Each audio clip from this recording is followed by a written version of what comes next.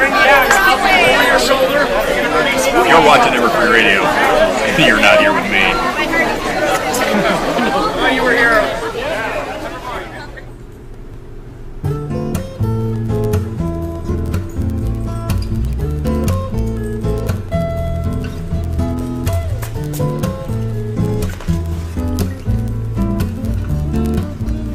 And now, Ever Free Radio presents Stay Brony My Friends with DustyKat.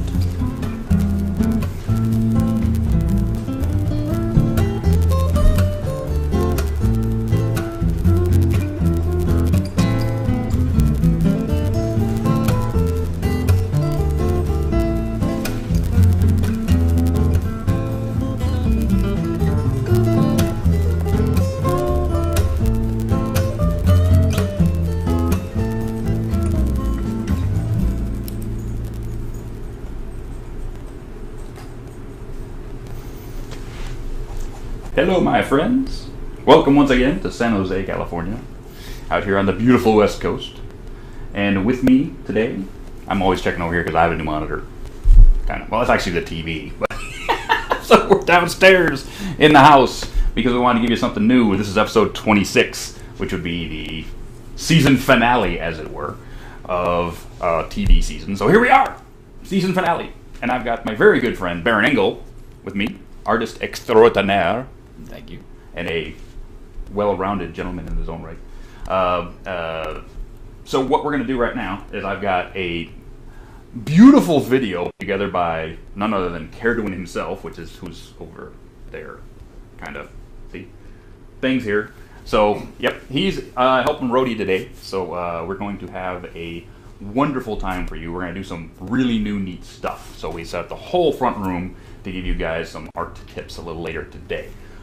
We also have a couple of announcements later in the show, so don't go anywhere. Get your friends here because we have some wonderful announcements from Equestria LA about what's going to be happening later in November. And also, we're going to have another announcement, which is going to be a contest, which is going to be happening in the month of November. That's going to be put on by the guys at FOB Equestria, and they've asked me to actually become a judge in this. So that's a little surprise for later also, so stick around. But as of right now, we're going to play this video so you know a little bit more about this gentleman sitting to my right. Right? Yeah, right. Okay, so I'm going to go over here. I'm going to click it into a video. We'll be right back.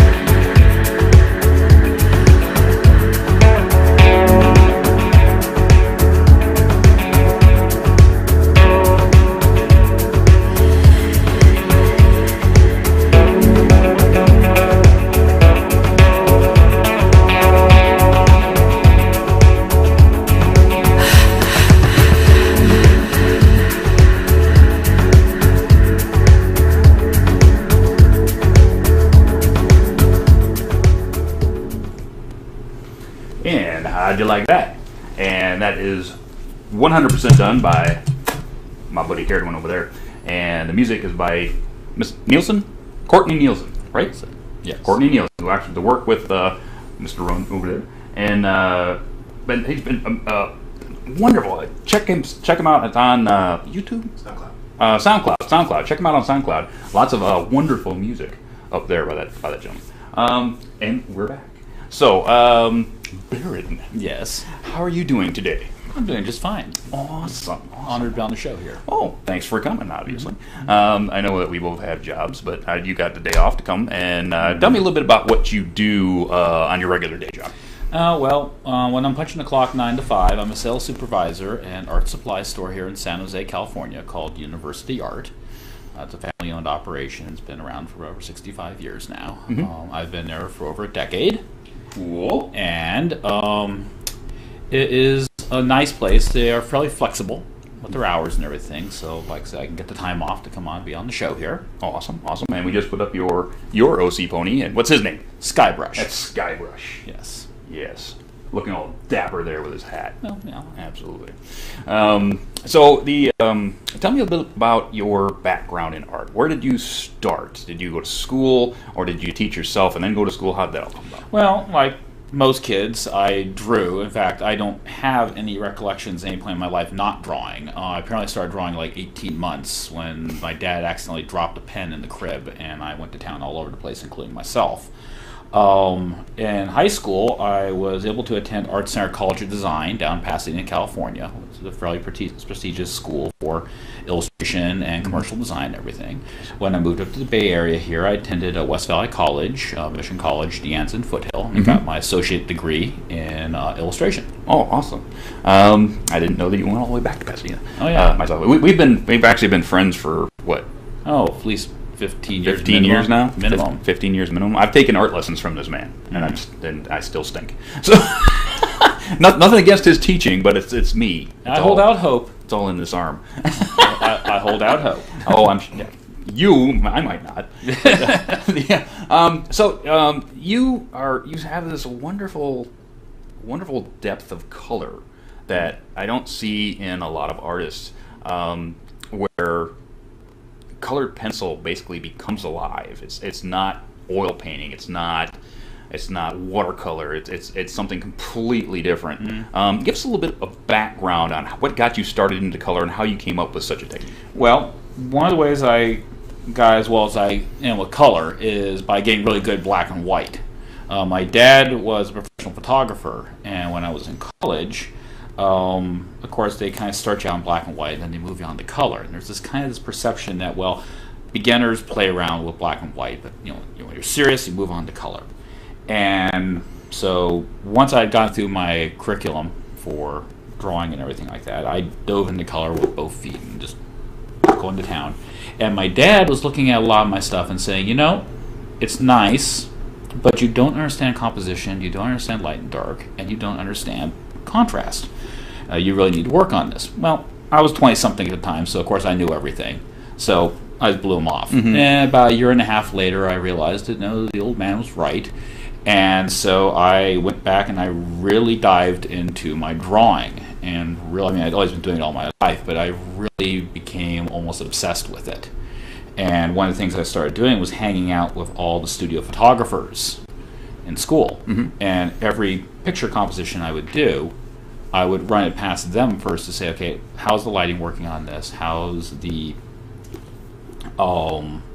composition working for you? Is the eye moving around the picture well? As far as the color goes, it was something I was actually told back when I was at Art Center, but it's one of those things that quite often happens in life where you are told something, and at the time you don't understand what the person's trying to say, and then 10 years later you're walking down the street and all of a sudden you go, oh, I get it now. And that was that one of my instructors at Art Center had really emphasized this concept that you don't look at color when you look at the surface, you look into the color. Okay. And when you look into the color, then you can deconstruct it in your mind, what you're working with. That and one little piece of information I learned once I started working at the art store, which was the concept of warms and cools. You mix a blue and a yellow, you get green. However, if you mix a cool blue and a warm yellow, will get a green, but it's not really going to look that great. It's going to have a bit of mud to it. Okay. So by staying with your warms and your cools, that helps bring the colors up. And you can play lots of things with the whole psychology of the picture, the mood of the picture. When I did Cruise into Canterlot, which was on the opening video, that was working extensively with the color, and that was trying to capture in my mind what the colors appear in Equestria when I'm having my dreamscape stuff. Yes, the dreamscape. Yeah. Let's talk a little bit about your dreams. Baron has told me many times that he's one of a very small percentage of humans that actually lucid dream, and if you go Google that, you'll find a very interesting, very much of an interesting topic where you actually go within your dreams and live there. Yeah. When you sleep. Yeah. Now, unlike a lot of other lucid dreamers where they try to manipulate all aspects of the dream, what I have simply trained myself to be able to do, I mean, I always can remember my dreams, even back to my childhood. I could remember my dreams. I can still remember dreams back from when I was like 10 years old. Wow. Now, some of them aren't nice ones, but I do remember them.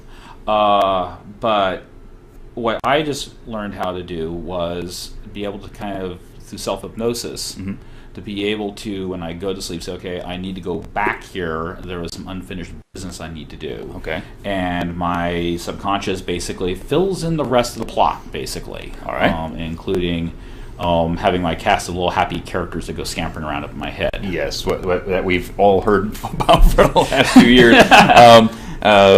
Those come out in your drawings, especially the skunk girl, Rosemary Parker. Yes. Yes, who's in a couple of drawings that he's done for me. Yes. Or Bettina. Bettina. Yes. Bettina being... Bettina the mouse or Bettina the pony. Yes. Bettina the pony. So you started out in a wonderful desert land called Andor. Yes. Talk a little bit about Andor. Well, Andor was really the first... I had had dreams up to that point where, okay, I would come back and I'd see characters again. But Andor was the first one where it was like my subconscious was trying to tell a story to me. And I was having these reoccurring settings. Andor is a fictitious northeast African city that would exist more or less where Mogadishu in Somalia would be. Okay. The terrain's a bit different. There's an extra mountain range that doesn't exist there, and there's a natural harbor that looks like it's the result of some kind of impact crater. In fact, there's even a rebound point in the center of it where there's a lighthouse. And it is an old city that was originally called Malakakar, was destroyed around 1200 BC. It was rebuilt after that point and was renamed Malakakar. It had changed hands for a number of people. The Romans had it in my universe for about 100 years, but it was at the very edge of the Roman Empire, and they, after a while, said, nope, we're not doing this. They pulled back. So it became its own independent entity, and I had my first dream in 1995, which more or less started with, these words: wake up, we're almost there. And I found myself awake on the deck of this ship, which I found out later was called The Ship. And all newcomers that were people who basically arrived, that's what they called people who arrived on the ship, always arrived on the ship, with the exception of two people who ended up being characters in the story later. And I found myself dressed in 14th century Middle Eastern garb, and I kind of turned to one of the crew members and said, what am I doing here? I said, well, you're on the ship. I said, yeah, but why am I on the ship? And it was like, well, if you're not supposed to be on the ship, you wouldn't be on the ship, so you're on the ship for a reason. And I said, well, and of course, I had this realization in my mind, but wait a minute, I'm a professional illustrator. I can't be doing this. I've got jobs. I have commitments in my dreams, supposedly, clients. I have to get back. And they said, well, you can go back if you can pay passage.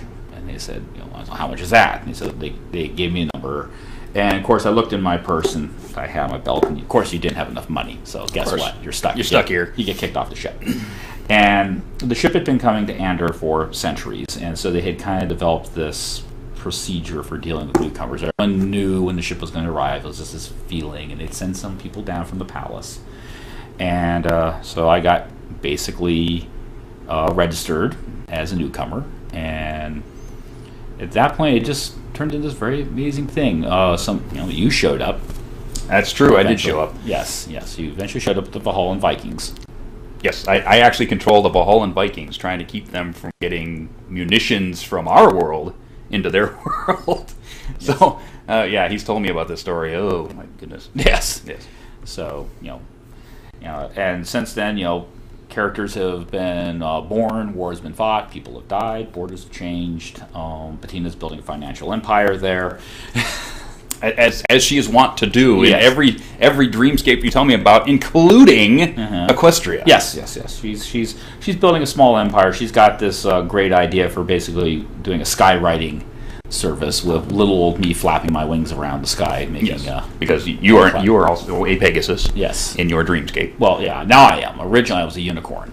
Originally, yeah. Yes. Before we got into the whole Lord of Shadows. Yes. If you go to Baron's DeviantArt account, you will see a bunch of wonderful black and white pictures which depict what's been going on in his dreamscape in Equestria, and starting with a story about the Lord of Shadows, and having he and Celestia and the entirety of the main six having to take care of this Lord of Shadows. It's a wonderful story.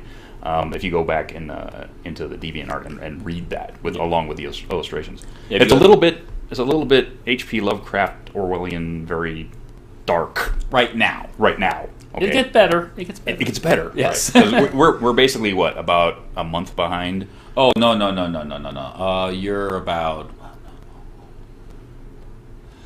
4 months. 4 months. 4 months behind on what's up on DeviantArt about what's going on in his head. Because I just can't draw and write. I can't draw it that fast. Or write it. Yeah. So in fact, it's kind of gotten me to start improving my writing and everything like that, because I've had some desire to want to write up some of this stuff at some point, and just using DeviantArt as a way to improve my writing skills, improve my ability to tell stories and everything. Yeah. It also helps for keeping the notes for things that happened up here. It ends up being kind of self-reinforcing after a while. The more you sketch about it, the easier it is when you go to sleep to go back to it, and then you remember things better, so you draw it, and it kind of feeds on itself, like a feedback loop almost. Awesome. Yeah, I'm still waiting for me to show up in that dreamscape, because everybody wants to go to Equestria. Well, yeah, now remember, Celestia enacted those immigration laws courtesy of Pattina. Pattina ruined it for me. Ruined it. Now I can't go to Equestria in his head because she ruined it. Well, she brought Carol. Yeah. Tell us about Carol. Okay, well, Carol is an equine in the technically part of the Andor dreamscape, because she is in the Angel and Night Prime dreamscape. In case you're getting a little bit confused, I do have multiple dreamscapes that this happens in, and my subconscious somehow keeps it all sorted out. And she is a dancer. Right. Dances at a club called a Menagerie. And she has been in love with My Little Pony since she was a little kid. Now, that's the other thing that's very odd, is that my dreamscape, there is My Little Pony. I've never watched any of the episodes, though, there. I assume, since they have friendship as magic, I don't know how close the series there is to what happened here, I assume that Lauren Faust must be around there, too. And somewhere. Somewhere. And I'm not quite certain whether I'm like, sneaking into Lauren's head or what's going on there. It gets a bit convoluted at times. And so Pattina, once we finally gotten ourselves settled down, the whole Laura Shao thing had, settled this thing through. And of course, Pattina knows she's a byproduct of my subconscious. She's the only character who knows this, abuses it horribly. And she's like, well, hey, I'm having fun. Baron/Skybrush is having fun here. I wonder if any of his other characters would like to be here. So she decided, with this little happy thought in her head, she went tromping through my subconscious and started opening doors and peeking inside, and she found Carol. Like, perfect. Well, I'll just take and bring her back. Yes. And make her a pony. So she's an Earth pony. She goes by the name of Carousel, because that's actually her stage hand name, and she's got a little carousel for a cutie mark. Yes, and from what you've told me and what I've seen from pictures, that she and Petunia went down to the local watering hole and basically turned this place upside down. Yes, the Bucking Mare. The Bucking Mare. Yes, the only public house in Ponyville. Yes. Yeah. I have to do a commercial for Bucking Mare, I think. Yes. What do you think, guys? Should I do a commercial for the Bucking Mare for the show? I think so. Yes. And in a little while, we're actually going to move over and we're going to have a little bit of a tutorial for all of you on a little black and white and a little color. So don't go anywhere. Tell me a little bit about your materials. You use. We both are still, pining over the one pencil that nobody will make anymore. Murado Black Warriors. Murado Black Warriors. Awesome pencil, but they stopped making them. Yeah. So you've gone on to another pencil. And what brand of colored pencils are you using, and why? Well, I use primarily Prismacolor. I use it because it was the one I could get initially, and it is the one that if you walk into an art store, at least in the U.S., you'll most likely find it on the rack. I have been experimenting with some ones from Japan, Iron Gen from Itoya, and they're okay. But I work with them. I work also in charcoal. In fact, one of the upcoming postings I'll be doing on DeviantArt, I'm doing an experiment with doing toned paper with black and white charcoal because it's supposed to be this dark night scene for it. And I figured instead of trying to shade an entire white piece of paper, I'm just going to do this gray tone with the black and white, kind of what I did with the Luna bust. Yes, the Luna bust, which was awesome, by the way. There's a couple of busts that you did of Luna and Celestia in their war armor, which I actually twittered. If you guys follow me on Twitter, I can't wait to see more of those. Yeah, that's jumping ahead though. That you don't see that till Service of the Crown Day, which is it happens in the Dreamscape several months after. After where we're at right now, because that's in the spring. Because we're still New Year's even hasn't even happened. Oh, that's yet. True. New Year's hasn't happened. I mean, we're just done with Heart's Warming Eve. My little subconscious is trotting along at a much more sedate pace than Season 2 went in March. Yes, and Season 3 is coming. Yes. So I can't wait to see those because they're fucking awesome. But a guy like me who's an armor nut, and as soon as he flipped open the book and went, "Here, look at this." Drooling. I can't wait to see those. Let's see, what else can we talk about? How about your love of the military stuff? I mean, you do a lot of airplane work, a lot of work with guns. Tell me a bit about your love of the militia. Well, I don't necessarily have a fascination with the military. I just like, especially when I was a kid, young boys were fascinated with big planes, fast jets, big cars, and stuff like that. In fact, until I got into Art Center, I drew almost entirely inorganic, material type objects. And it was when I got into Art Center that I actually started having to draw figures. And under the loving tutorage of my wife, Smudge, I have gotten much better at drawing figures over the last decade or so. But I always loved vehicles. I've always loved equipment. And what I came to realize eventually was that it wasn't so much the vehicles themselves, but since I love history, I love reading, it was the realization that these inanimate objects actually represent a lot of, the hopes, fears, beliefs, a lot of commitment on behalf of people who design them, maintain them, use them, and you can't study the history of the Ford Mustang without studying the history basically of America itself. Popular culture, music, racing, and there's all these just fascinating people that are involved with this. So it seems to give it it gives these things a personality to them. Yeah. And I love showing that. As a kid, I grew up in garages in LA. My dad had been involved in the hot rod scene. He'd been a photographer for Pearson Publication, had done freelance work for Hot Rod Magazine. So he knew a lot of these names. So I, met Dean Moon. I met Big Daddy Roth. I hung out. I thought I was the unlucky kid when I was little because all my friends, they said, "Oh, yeah, we went to Magic Mountain. Yeah, we went to Disneyland this weekend. Oh, we went this." And it's like, "Well, what'd you do?" I hung out in a hangar and helped take apart a Rolls-Royce Merlin engine, degreased parts. Woohoo! And then when I found out when I was an adult, all my friends going, "That's so cool. I wish I could have done that." Me too. Yeah. Well, youth is wasted on the young. Yeah, absolutely. I'd hang out in a hangar all day tearing apart a freaking Rolls Royce. Oh, yeah. Oh, yeah, by the way. Yes. Yeesh. Thanks. Going with the amber this week. Good stuff. Where are we at on time? Okay, 5:26. Let's see. What else can we go with? Papers. Okay.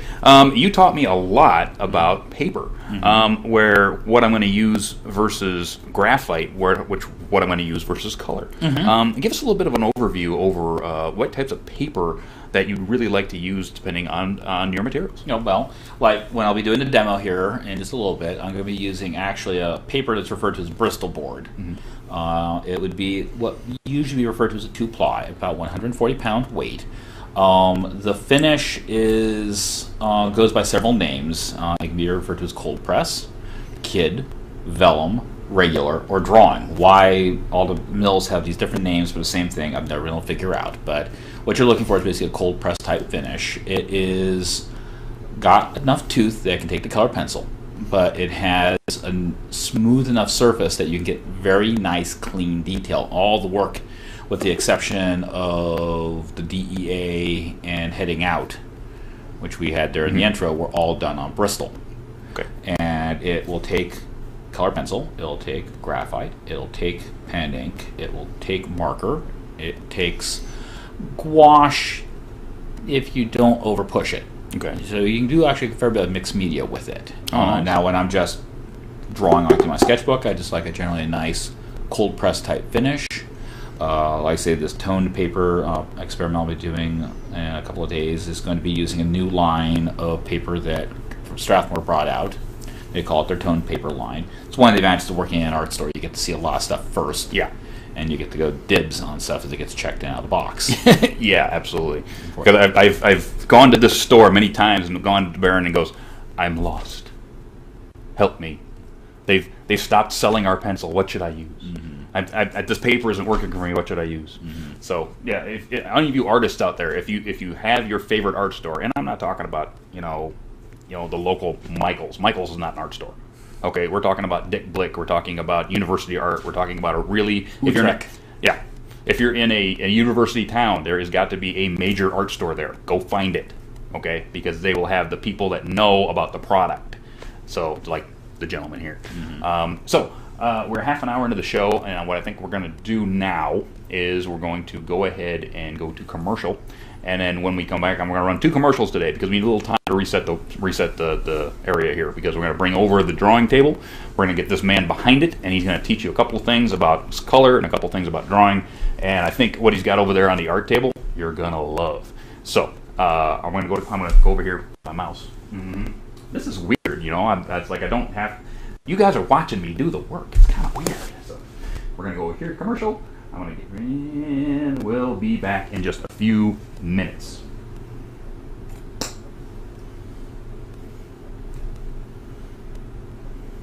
Got a letter to send? Maybe a package, or even a piano? No problem. Here at Derpy Mail, we, mostly be me, but we sounds better, can deliver with almost perfect precision. 80% of our packages arrive in great condition. What's the other 20%? Well, friends, that's 20% coolness. So why wait? Ship with Derpy Mail today and almost never lose a package ever again. We at Derpy Mail take no responsibility for lost, damages, or misdelivered items. Deliveries may cause frustration, diabetes, bubblegum, and muffins. Please ask your doctor before using Derpy Mail. That's right, ponies. Derpy Mail is your one-stop and only shipping option in Ponyville. Stop into the office and pick up some stamps today. You will also find t-shirts, hoodies, messenger bags, and hats from WeLoveFine.com for all of your derpy needs. And remember, Derpy Mail, when it absolutely positively has to be there. Sometime.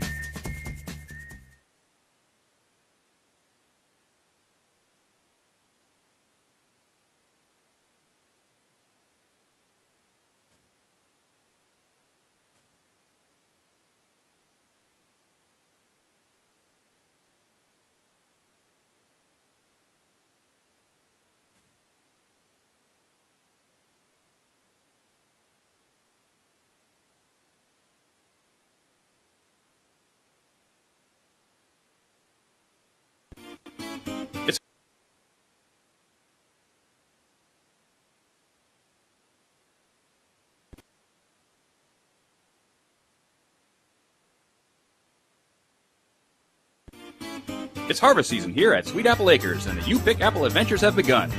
You can make the most of this opportunity by getting a bushel full of the plumpest, juiciest apples this side of the everfree forest. Whether for a homemade apple pie, delicious apple fritters, or fresh off the tree, it all begins with a visit to Sweet Apple Acres Apple Orchard. Go visit with the Apple family, a short trot southwest of Ponyville. Applejack, Well, how'd it do? Granny Smith, Apple Bloom, I want it now! and Big Macintosh Yep. will treat you like one of the family. Fresh apple cider? Try our 10 varieties. Apple pies and dumplings? Mouth watering. Sweet, red, delicious apples? They got 'em. Tart Granny Smith apples? You'll find 'em there too.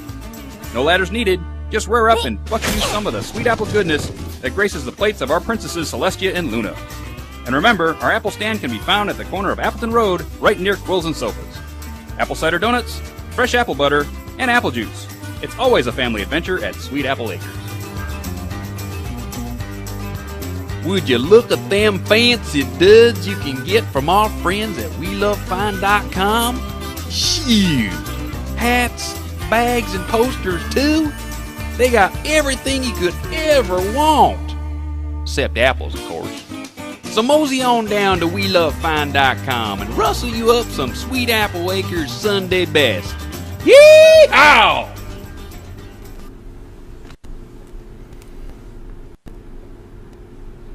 It's just, wow. The delay, people. The delay you wouldn't believe. But we're recording. So we're here. We're back. And we have Baron over at the drawing table. Hi there again. Yay! So he is going to, as you can see, we got something cool going on. We got a second camera. Isn't that cool? That's sort of why we have a little derpage going on, because it's a brand new system and we're trying to get the best for you. So as soon as I think we're going to go to over here. So Baron, tell me a little bit about the little sketch you got going on. Well, since you're talking about having a bit of a derped system here, I thought this would be kind of appropriate to have, derpy. Yes. And what we're going to be doing here today is a little demo. This is going to be like one of those cooking shows where they work on the thing and then they take it out of the oven and say, well, we've got this here. And I've got a piece basically in 2 stages of completion. This one's maybe like 80% finished. But I want to be able to show people, because I've gotten a lot of questions about how exactly I get the very smooth and blended effects with my colored pencil. Absolutely. So, what I want to be able to show people, because pictures with 1,000 words, is actually go in and hands-on give a little bit of a demo. Now, I'm pulling out some of those Prismacolor pencils that I mentioned earlier. And when you're starting with this, one of the most important things to remember is that when you're working with this technique this is a colored pencil. Don't think of it that way. Think of it as dry pigment that just happens to come in a stick form that has a wooden packaging around it. Once you start thinking of it as dry pigment and stop thinking of it as a pencil, then you can go and really start pushing the boundaries of what it's capable of doing. One of the beauties of this is that I can work on a piece, and if I need to stop and go to work, I can just drop it, walk away, come back, and pick it up right away. Nothing dries on my palette. Cleaning your brushes is a snap. There's no paint to spill on the floor. Nice if you live in an apartment. And the technique I'm going to be doing also lets me do mixed media work, where I can combine, along with colored pencil, I can combine ink, marker, and technical pen, and opaque gouache. Now what I did more or less is I took, to get my second derpy, is I more or less made a tracing of it, and then I flipped it over on the back side, and I coated it with some graphite, like I said, 2B or 4B pencil, and then taped it down to the surface, and transfer the image over. Now, when I start sometimes, I'll actually do initial the ink blocking, which I'm going to do right now. I'm going to go in. I didn't bang the camera too much. Nope, you're good. Alright.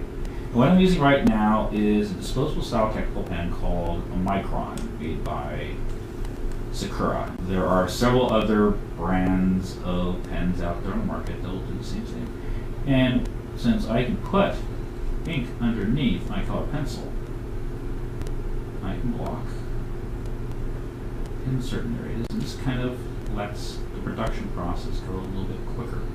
One of the things that you will often hear people lamenting about color pencil is that it can take forever sometimes to get certain effects. You know, you have to do these burnishing type techniques where you're working for hours and hours and hours and hours and hours to try and get a good result. And with the technique I use, now I also have to state out front, I did not invent this technique. It was been around for a while. The problem is that if you go to most books on color pencil, you will get maybe a page or two of talking about this, and then it's like, now let's go back to burnishing things again, and start you on your fast path for getting carpal tunnel syndrome. Usually you spot many color pencils, they always seem to have an arm brace of some type. So what I'm doing here is I've just kind of blocked in some areas. Now I'm going to go in with these are Tombow brush pens. These are water-based markers, and that actually is an important little detail to keep in mind. With these, if you were to go over like any kind of water media like watercolor or gouache, they would want to basically reactivate just like watercolor paint and would want to come back to the surface. However, the solvent I will be using to blend my color pencil is effectively inert to it and does not have any kind of effect. If you use certain alcohol-based markers, you can get occasionally a problem if you use solvent where it will start reacting and the color will start lifting and unfortunate things will happen. Now one of the things you may notice is when I'm blocking my color is, because marker can occasionally leave a line, is I'm making certain that my strokes are flowing more or less in the direction that Derpy's mane and tail would go. Also, I will usually choose a color that's about 10% lighter than the lightest color I'm going to have in the picture, so I can usually always hide my marker strokes anyways underneath my color pencil. Other beauties of using this technique is that you remove most of the wax off the surface and you leave just the pigment behind. This means that I can go back over again when I'm done with technical pen or opaque watercolor, also referred to as gouache, and I can actually do highlights and everything like that. Things that if you had done it in traditional medium, I need to color in that muffin there. In this case here, I don't really care if I see some of the marker. I'm going to hide that in as part of the rough texture.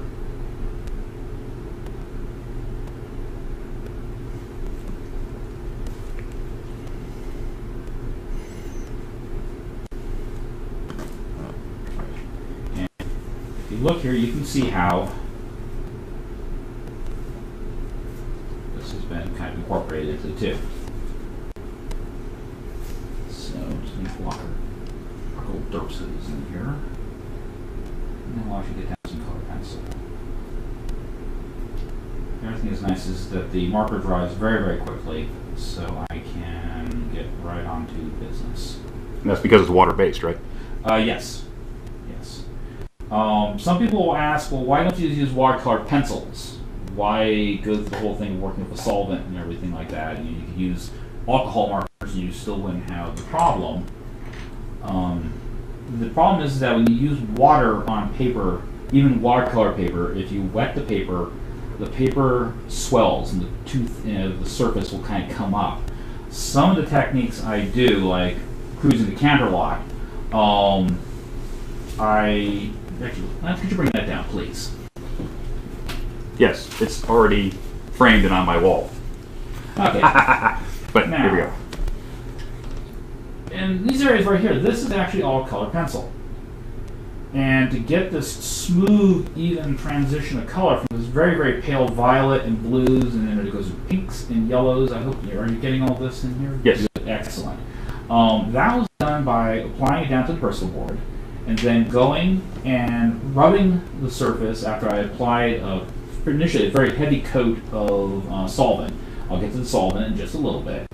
And then taking a paper towel, bunching a paper towel up and rubbing. And I rubbed over the entire surface, especially because this was done early on in the picture. I didn't really care whether I got some on the hills. In fact, I purposely rubbed it over camera because I wanted to have no ghost edge around it. One of the things with the technique I worked with is that you want to work usually from the most distant object forward. So I did the sky. I did block the hills in because I wanted to get their intensity in correctly. I wanted Counterlock to be kind of in the distance, so I had to play around with the color palette, and I just wanted to suggest things. I didn't actually render very much detail. It may look more detailed than it actually is. You just get close to it, it's blobs of color. And your eye fills in the rest of it. You know, Impressionist painters love doing that kind of stuff. And then we just kept on working forward, got the ground established, and then we actually brought cogs and the chopper into the picture. Thank you. Okay, so we're going to actually get down and actually putting some color down on Color pen. Yes. And using Prismacolor pencils, this one happens to be a warm gray 30%. I want to have 20% for my starting point here. I did a little bit of experimenting this morning. I've never actually done Derpy in a color piece, so I had to get an idea what her color palette was. And initially I tried at 10%, and then after it dried, realized that, no, this isn't going to work. So right now I'm just laying the color, and I am not pushing hard or anything like that. I'm just trying to get good in the color in place.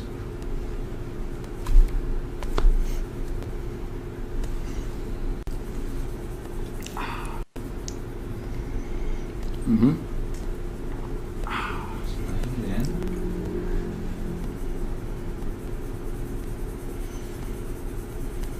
At this point, I'm not too concerned about complete coverage. I just want to make sure I have a consistent, even coat over the entire surface as much as possible.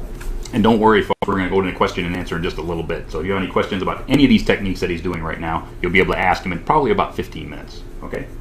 So we're going to get this color down and show you a couple more techniques, and then we're going to get you all in here to ask a couple of questions of the man. All right? Yeah. There are questions, but yes, especially art related. Okay, I'm just going to kind of block this down to right here. I'm not even going to worry about doing all the rest of it. Derp will get finished later. So, for brushes, I like to work with watercolor brushes, but I have also used synthetic mongoose brushes. This is one from the Princeton Company, part of their Series 6600 series. The problem is that most synthetic mongoose brushes are designed for oil painting, which means they have long handles. When you're painting at an easel, having it horizontal like this, you want the long handle for balance. When you're working at a table, having that long handle can get annoying. I've poked myself in the eye once being really stupid with one of them. So to balance them, I just hacksaw the handle. It looks awful, but this is the end where the magic happens. Yes. I don't care about this part. Don't care about that end. Yeah, I'm not trying to win a beauty contest. Nope. The solvent that I'm using here is a product from the Gamsol company, or Gamblin company called Gamsol. It is like paint thinner or turpentine, but this is the most safe version that you can use. It produces 1/3 the vapors that regular turpentine does. However, you'll notice I've just put the lid back on again because while it is odorless, it is not free of vapors. And since you can't really smell the stuff, Yes. you don't want to be inhaling the stuff all the time, or just letting your money evaporate out of your jar. So what I can do is I can just go in here. So let's really start laying some stuff out here fast. I'll be going back to this really quickly, so I'll leave the lid off for a bit. And I am just blocking in color. Now when you do this at first, it looks horrible. One of the things I had to, and the tool I'm working with here, finest in art materials, Q-tip. Regular old Q-tips. Yeah, well actually I'm going to use the generic ones, so they're even cheaper. Yes. And I'm just going in, I'm just laying this color down. And when you're doing this at first, it looks horrible. In fact, one of the things I had to convince myself mentally whenever I worked on a picture was, I would always look at it and go, I've ruined it. Right off the bat, it's a train wreck, I just throw this in the trash. And it was just, no, stick with it. And at this point, I'm working really fast and loose. I'm just trying to get the color. And the beauty is that with the exception of a couple of pigments, orange being one of them, I can get pretty sloppy and the color will stay put. I can blend, but unless I go in there and push the color around, it's not going to run down the surface. It's not going to...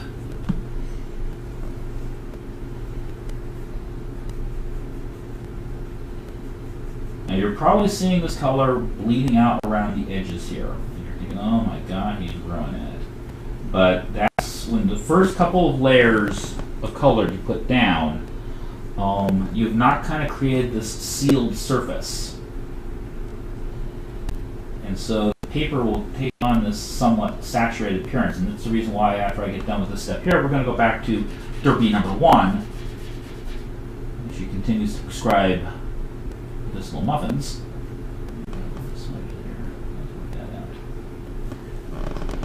Because I can show you some more techniques, because right now it'd be hard to see them. Because everything is so saturated with Gamsol.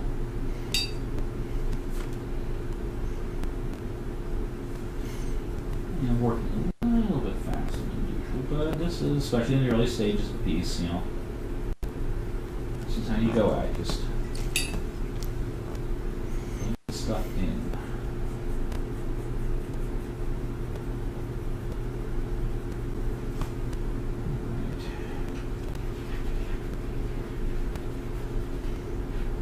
Now, one of the things I did not do on Derpy number 2 here is on Derpy number 1, I went in with a kneaded rubber eraser and I kind of dabbed it over the entire surface to lift off any excess graphite. I left my transfer lines a little bit darker here because I want to make certain that people out in internet land could actually see what in the heck I was working on instead of just putting color down on this. I think there's a shape there, but I can't tell. So the Q-tip, are you actually scrubbing in the color, or are you actually just taking some of the Gamsol out? I'm scrubbing the color, and what I'm doing more is I'm lifting the wax off. Now, eventually you end up with something that's got a fair bit of pigment on it, and you can even pull off some kind of amusing little soft blending tricks with this. I actually used the same Q-tip that I worked on Derpy number 1 this morning on, because when you start with a fresh Q-tip on a surface, the first thing it wants to do is suck up a whole bunch of pigments. You end up with this bald spot, and you have to go basically then go and try to adjust and balance things out. But if you just take like a little bit of scrap paper here on the side, let me get this over here, you can actually see it. Like I put some color down here, I can just go in and say okay, and I can just kind of pre-prep my working surface in advance. And in fact, you may notice that there's little swatches of color all over this piece of stiff rigid board I've got, which is just, you know, inexpensive illustration board. And I will sometimes use it as a color palette to just lay color out when I'm going and doing certain types of speckling techniques, because you can use the color pencil not just on the final working surface, but you can apply it to other surfaces like scrap pieces of paper and then lift the color and transfer it over and do like splatter techniques and streaking and things like that. That'd be cool. We're going to let this kind of sit here for a moment because it looks really kind of funky here. Needs to dry. Yeah, it's going to dry. Now we're going to go back to Derpy number 1 here. Now, this one here I've gone and I've set a lot of my colors already in place. And when you were seeing me there, I was going really, really fast and, you know, furious with it. Mm-hmm. One of the things you can do is you can, in fact, let me set something up in prep, is that you can use the solvent either as a very, very wet, and you lay it onto the working surface, or you can just use it to subtly push color around. And I'm going to do a little bit of color pushing around here in just a moment, but I want to let my brush kind of dry a bit. I've actually put some of it on there now. It's going to sit on the side. Mm-hmm. And we're going to work on Derpy's stethoscope here. Dr. Derpy. So I'm going in initially with a scarlet red. That was a nice card, made it pop out. It was a very monochromatic picture, except for her yellow mane and eyes. bright color would be kind of nice with this.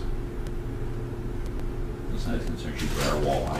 It's hard time finding things occasionally. If they're a bright red color, then she would lose her stethoscope before her appointment with her patient. Ooh.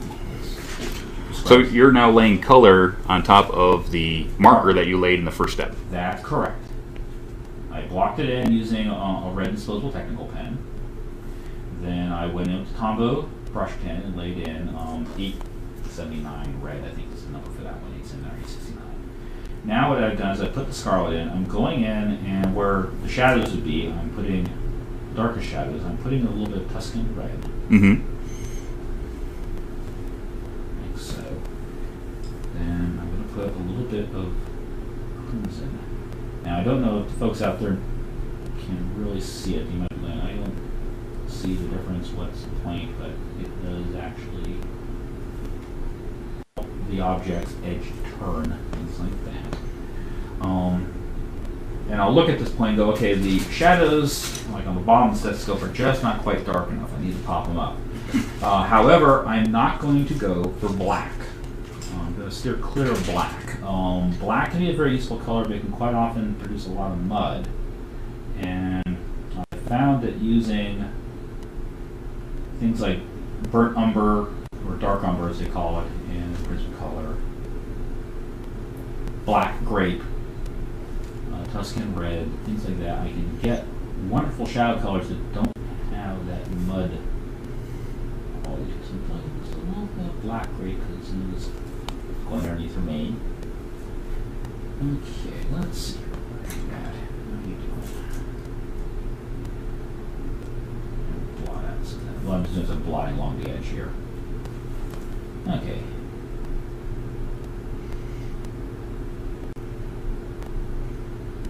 So now you're taking those three colors that you've layered into a corner, and you're melting them a little bit with the.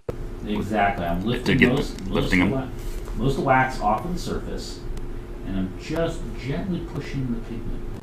So you don't get that kind of speckly tone that a color pencil quite often has. You also don't get that heavy, almost encaustic wax look, which some color pencils really, really like. I always got kind of aggravating, and it seemed to get in the way of what I was trying to do. I kind of came across this technique by accident in the first place. I was originally an oil painter, and did color pencils strictly for doing like little quick thumbnails for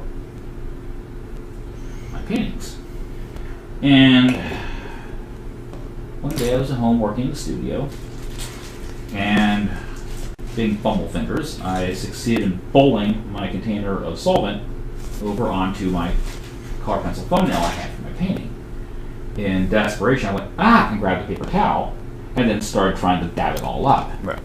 And lifted the paper towel up and looked and said, well, that's great. Now this part of the picture doesn't look anything like the rest of it.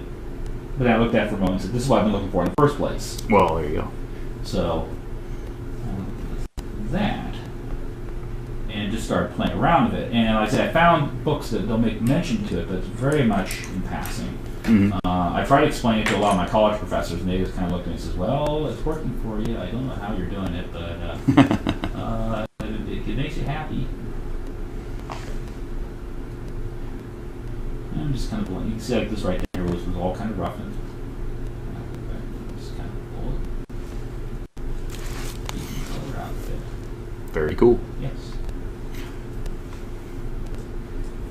And like I said, you can go back and work back and forth. I've already gone over and put a couple layers. In fact, usually you get your best effects by doing layers of color. 2 to 3. Quite often, sometimes more. I mean, I've had cases where I've done up to 10 layers of color, just building up in fast little successive layers. Sometimes you need to come back to something to work on a little bit more.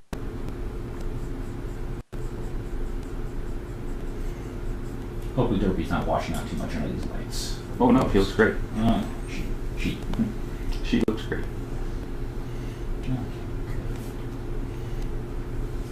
Oh, by the way, Screwball. Hey, Screwy! Screwy! Yep. Oh, there you are. I hear the voice in my head again. You always What's hear up? voices in your head. This is my voice in my head. Isn't it? Hi, Oh, Screwy. jeez. How you doing today? I'm doing pretty good. How are you doing? How's the chat going?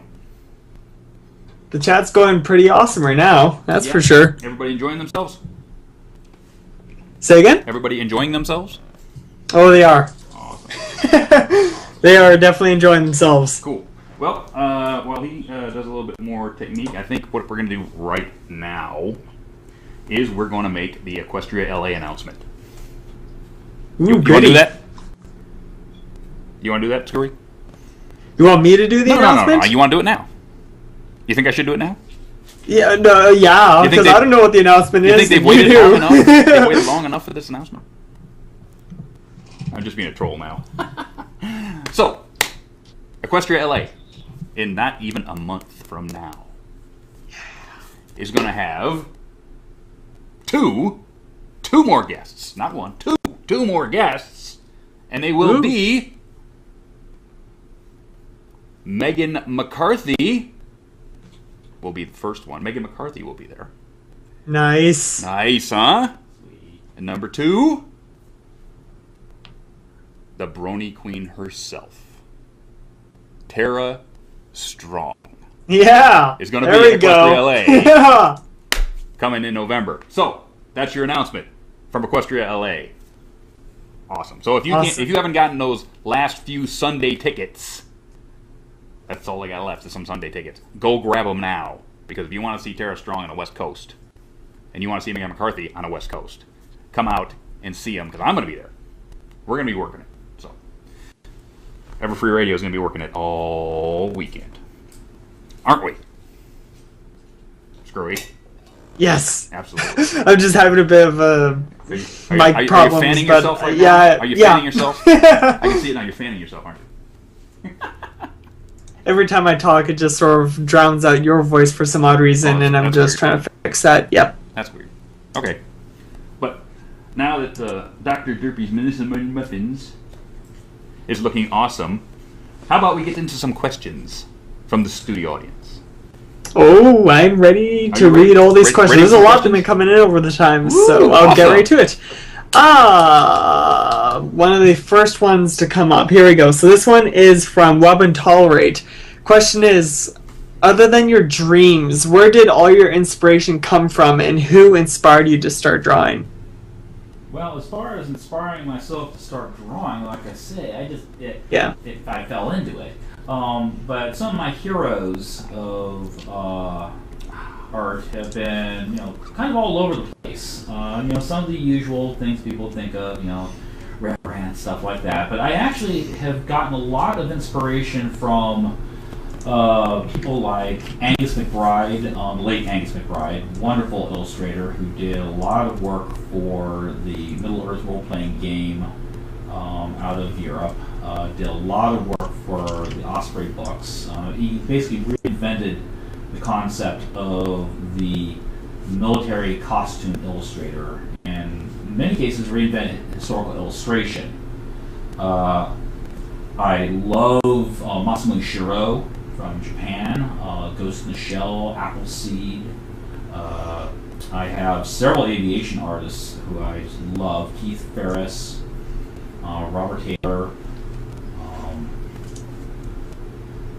Chris Magyar, excellent maritime artist who was one of the first people who really got me fascinated with landscapes. Now I have to admit, since I am having these Equestria dreamscapes, and Equestria is such a beautiful place, I am at the moment fascinated with studying the Hudson Valley School of painters, because they were the ones who more or less created the concept of the modern landscape painter and painting, and instead of being the background for some figures standing around with big powdered wigs, the landscape itself steps forward and becomes the leading actor in the picture.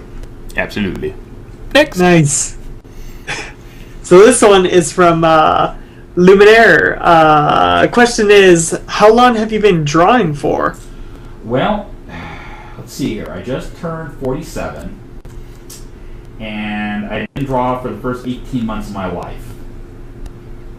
So, about 45 and a half years. 45 and a half years. There you go. Yeah. Jeez. Also from Luminaire is, what are your favorite pieces that you've made over the years? because there's always pieces that you do and you think, wow, this is this is not a big deal, and boy, the public will just blow up and think it's the most great things in sliced bread, and then you'll do something and But ones I've brought real joy to me. Pony Needs Horsepower, Pony Needs Speed was one of those ones I've done recently where I just did this piece and it had to be done. Like I felt this need that it had to be, my life on Earth would not be complete unless I finished this picture. And for everybody who knows, that's the rainbow dash on a chopper. Yes. Okay. Cruising the Canterlot actually is one that recently really brought a lot of joy. I was working on. Right now, No One Has to Die, which of course, unless you go to, actually it's not even up on DA yet. It will be going up in the next couple of weeks. Is a good piece because there's a lot of emotion that I was able to convey in the picture. And sometimes it's just little sketches. You'll just do a sketch in your sketchbook. That Canterlot study that was in the intro video. I just did that initially because I had to get an idea of how Canterlot was kind of put together from what I can remember from my sleep. But when I got done, I stood back and said, "This really actually is kind of nice. I maybe should do the color." Yes, absolutely. By the way, right now what I'm doing is I'm putting a little purple actually in Derpy. I don't want her to be too gray. I mean, she's kind of a bright, happy pony, so I'm not making all of her shadows completely just dull gray colors. I'm putting a little bit of purple in there because it adds a little bit of life and vibrancy to the picture. Yes. Next. This one is from, hope I say your name right, Akiba2341. Is actually one of your fans, Baron, that just came across here to see draw, and just likes to ask if you're working on any kind of major projects. I do have one very large commission that I'm working on right now. I need to get back to my client and find out if he's can answer a few questions of mine. It's a very large historical aviation piece. Beyond that, I have started once again pecking at the idea of doing a book on Ander, my oldest dreamscape, for it. Beyond that, it's just basically kind of getting back into doing art. I took a couple years off around 2008. Like a lot of people, the economy kind of reared up and bit me. And I had to take a little while to more or less, get my ducks in a row and figure out how I want to do my life.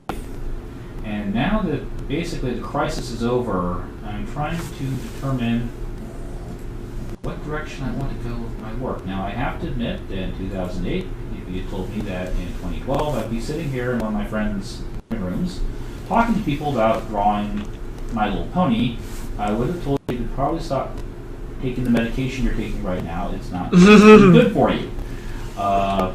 This was something that caught me completely broadside. And it's just an amazing thing. Yep. But I understand it's a fairly familiar story of a lot of bronies. It's like, yeah. Mm-hmm. We remember it from the 1980s and go, at first. And then we watch and go, oh, wait a minute. This is great. Yeah. Next. So this one is from Valden. Hi, Valden. This is actually more of a comment. Is just like to say hi to both Baron and Dusty and remind them that they both helped me with art in the past. And Val just likes to say thanks again. Not a problem. No problem. And so this one is from... Hey, John Joseco, I know you're out there. This is from Unova Brony. Question is, do you have some lessons for some up-and-coming artists who want to join the field? Before we get to that question, John Joseco, I know you're out there. I know you're watching. And you better ask a question. Okay? I'm one of your fans. He's one of your fans, and he wants a question from you. So if you're watching, I want a question. Okay. But ask that one again. Yes. What was the question again? Do you have some, from Unova Brony, do you have some lessons for some up-and-coming artists who you want to join the field? Join the field of drawing ponies or actually commercial art, I wonder. If it's drawing ponies, this is like a lot of genres. When I work at the store, people will come in and they'll say, oh, I want to draw anime or manga. I want to draw science fiction. What tips would you give me for learning how to draw manga? Drawing science fiction. I want to draw dragons. And my usual response, which unfortunately is not the one that they like to hear, but it's the most truthful one, and that is learn how to draw just first. Don't try to learn a technique or anything. Get a good solid foundation. One of the reasons why people look at a lot of my stuff in my gallery and say, well, you do animals, you do buildings, you do airplanes, you do rocket ships, you do knights in armor and everything. Why can you do all this stuff so well? Well, besides the fact that I've been doing it for 45 and a half years, which does give me a head start on some folks, is the fact that I have really learned how to draw. And first and foremost, I'm going to block in derpy shadow here. I put this color down. It didn't get quite as solid as I wanted. But anyway, is that I don't know any little simple techniques, but I have a solid foundation in the principles. And once you know the principles of training your eye to be able to spot shapes, composition, and you develop the eye-hand coordination, that's going to give you the skills to go into any field. Even if you go into digital, eventually. If you go to work in the computer, and I have nothing against working in the computer, I think it's still art. It still requires skill. It still takes commitment. It takes perseverance. There's no free lunch, but all I can say is, practice. Lots and lots of practice. 15 minutes a day if you can. At least. At least. Even if you're just drawing your lunch sitting in front of you or the newspaper. There are 10,000 bad drawings in your drawing hand. That's right. You need to work. Get rid of them. Yeah. I've got probably about 50 of them working somewhere in a closet. They're going to come out as an opportune moment. Next. So this comes from Ognimod. Has Ander, A and K, and other dream landscapes, etc., continued in your dreams, or does your subconscious put them on hiatus for a while until it decides to pick them up? Yeah, right now they're all on hiatus, even though Patina has grumbled at me that we need to get back to Ander and finish a bit of business. We left something kind of hanging in a lurch there, but since she seems to be kind of my secretary on that kind of stuff, I kind of leave it to her. And at the moment, we just finished up something in Equestria, which was a bit of unfinished business with the Lord of Shadows. That's now finally been purged altogether. Now things have settled down. I think maybe we're going to stick back to Ander at some point in the near future, finish up the business with the war with the Caliphate, and then move that forward too. She's been getting a bit grumpy. Grumpy. Yes, and Patina grumpy's a bad thing. Next. This one is from Pink Pearl. Just likes to ask Baron if you do any requests. Depends on the request. At the moment, I haven't been doing requests. I know if you'll ask for requests on DA and on FA. I haven't been doing it because I am so busy trying to keep up with my Dreamscape stuff, and my job, like a lot of people right now during this current economy, I've been running full speed just to keep up, and my job has really kind of eaten a lot of my life up. So I'm not complaining. I get a paycheck every 2 weeks, and there's a lot of folks out there who don't. But it does mean that when I have time in the evening after I'm done cooking dinner, and I love cooking, I only have a few hours before I get to bed, and I have a few hours in the morning when I get up. And right now, that does seem to be eating up most of my time. Yes. So at the moment, I would probably say no. Mm-hmm. Every once in a while, so this one is from James Justice, and he just likes to ask me that he's seen pictures of me with the Rainbow Dash fizzy drink on Twitter. Yes. And he asks what is the drink like? And all I have to say is it's really, really, really delicious. Is it really, really, really rainbowy? I made a joke where it's like, I figured that since it's a Rainbow Dash drink, rainbow being spicy, I figured it was going to be a spicy drink, but they never really pertained to that joke, so it was actually fizzy cherry splash flavored drink, so it basically tasted like cherries, but it was really good. I actually liked it. I haven't had one yet. I gotta find one. But there you go. You gotcha. It's good. Okay. So this one's from Gavin. Question for all. What is the best way of transportation without motors or piston mechanics? Bicycles. Wings. Oh, yeah, there's wings. But, I don't have any wings. So, you have wings. I don't have wings. I'm an earth pony. That's your problem. Yeah, that's true. So, it would be hooves. Running fast. Fast. We were making a joke how us Canadians move around is while going to school we just take our backpacks, throw it on the ground, jump on the backpack and slide to school due to the winter and the icy sidewalks. That's one of the things actually we used to do when we got off the bus. We'd hide behind the bus and grab the bumper and slide when the bus took off. It was like, yeah, we were stupid when we were young. Don't do that as kids. No. It's dangerous. Public service message. Public service message. Don't do stupid things like I did. Next. So this one is from Nathan Barlow on Twitter. This one's for Baron. Nathan actually makes these really cool My Little Pony posters, and he's been getting a lot of credit because of it. And he was just wondering if you'd like an MLP poster, if you like a poster for yourself. Sure. Absolutely. I say get in contact with him on DeviantArt about it, and I'm sure he'll go to his DA. Yeah, or he'll contact you somehow and talk about that. So I just wanted to point that out. One thing I have to admit that I just find so amazing with DHX and Hasbro and everything is how understanding they have been with the fandom and how they've allowed the fandom to express itself with this. And for the most part, people have behaved themselves very, very well and have not done anything to make Hasbro have to break out the cease and desist ninjas. Yeah. Well, they have a couple of times, but those were blatant. Right. It's like, okay, those weren't parodies, people. You understand this. Yeah.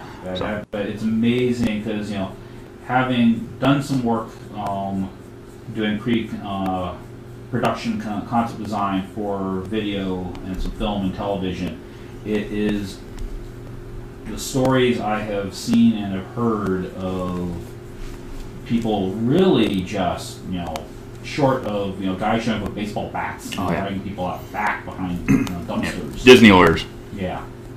And it is amazing how much almost like a gentleman's agreement that has existed so far between the fans and Hasbro to let us play in this wonderful, sandbox that they've created. Mm-hmm.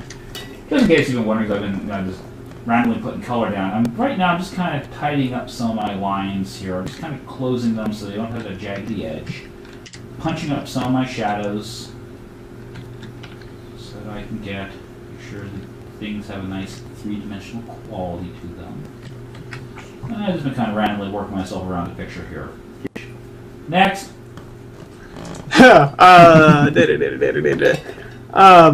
This one is for Dusty. I have this one's from Lord Fortune. This is for Dusty. I've been watching old school wrestling from the 70s and 80s, and I love the Junkyard Dog. Yes. It's continued. Where is the continued? Where the hell did it go? I lost it. What the hell? Well, I love the JYD. Very bad of me. I love the JYD too, but sadly the JYD died a few years ago. He was a wonderful performer. Loved watching the JYD go off. It was awesome. Yeah, he had a continued part of this question. I can't seem to find it. Twitter's really acting up on me right now. It really did disappear on me. I had it saved and everything. What the hell?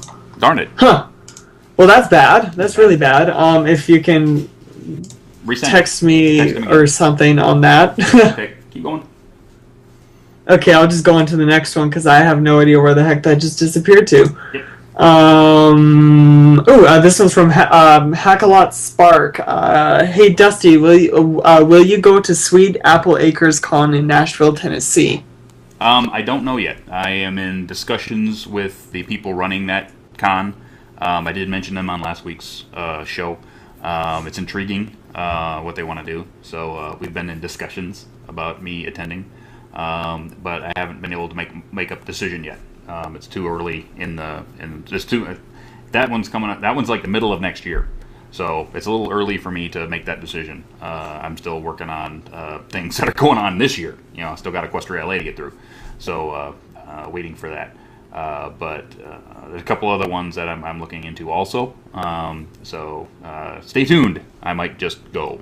I'm just not sure yet. I'd love to go to Nashville. I've never been to Nashville, Tennessee. I would love to go to Nashville, Tennessee. So there's a good shot I might go, but I can't say I'm going right now. Yeah.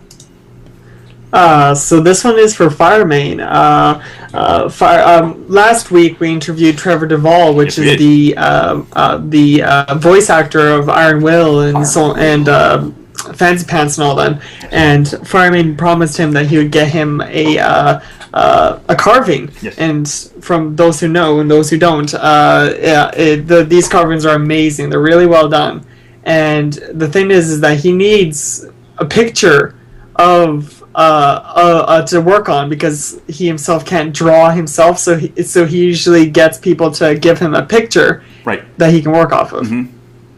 And so the topic that he wanted in hand was that from what I can remember, Iron Will at the front with the Equestrian Championship belt in the background. If that's the exact words, I can't remember. Yeah. So basically, it would be Iron Will either holding the belt or Iron Will in the middle of you know what? Firemain, we're going to go a different direction, okay? If you can use a jigsaw, okay, make the board look like the championship belt, carve around it, make it look like the championship belt, the inside of it, and then put Iron Will in the center of it, right? So basically, you're just going to carve Iron Will, but you're going to carve Iron Will in a championship belt-shaped piece of wood. Try that. Mm-hmm. Doesn't have to be square. So just cut it out, make it look like a championship belt, and then put Iron Will in the center of it. And then just put a little Iron Will at the bottom in the center. That would be How's cool. That work? Does that work better? That would be much easier to work on. Much easier That's to do. for sure. And that's a really cool idea, honestly. They could put fancy, or you can even Google what the special carvings around Iron Will would look like. That would work out perfect, honestly. Yeah. So try that out. So awesome. And hopefully you can get that. This one is from McClaw. Question is, would you draw any of your other characters as ponies, even if they don't enter the Equestria dreamscape? Hi, McClaw. That's actually been something that Bettina and I have sat around and chatted about. What would different people look at like? And at some point, I probably will do it just as for giggles, because I'd love to see what Jadelle would come out being. I always imagine her being some unicorn mare with reddish unicorn mare with a mushroom cloud for a cutie mark.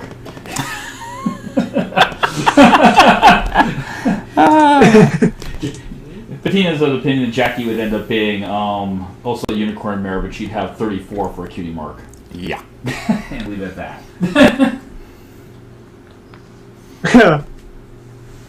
So this one is from Nerfly. For Baron, what tips do you have for drawing drawing ponies correct? Drawing ponies correct. Well, now that's a question of whether you want to draw them correct as on model as possible for the series. You want to stay with the series canon as far as how things look, or if you just want them to look right. As you're probably looking at this piece right here, this is not Hasbro model sheet here.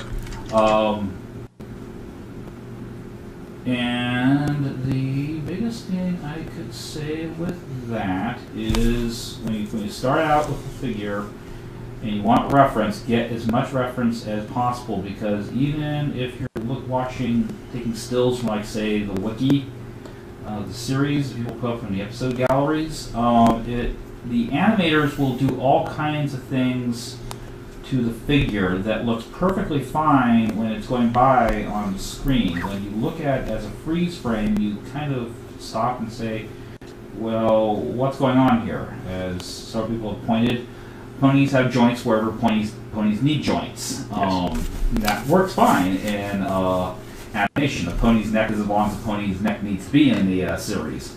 But when you start working in still images, you need to actually lock that down a little bit.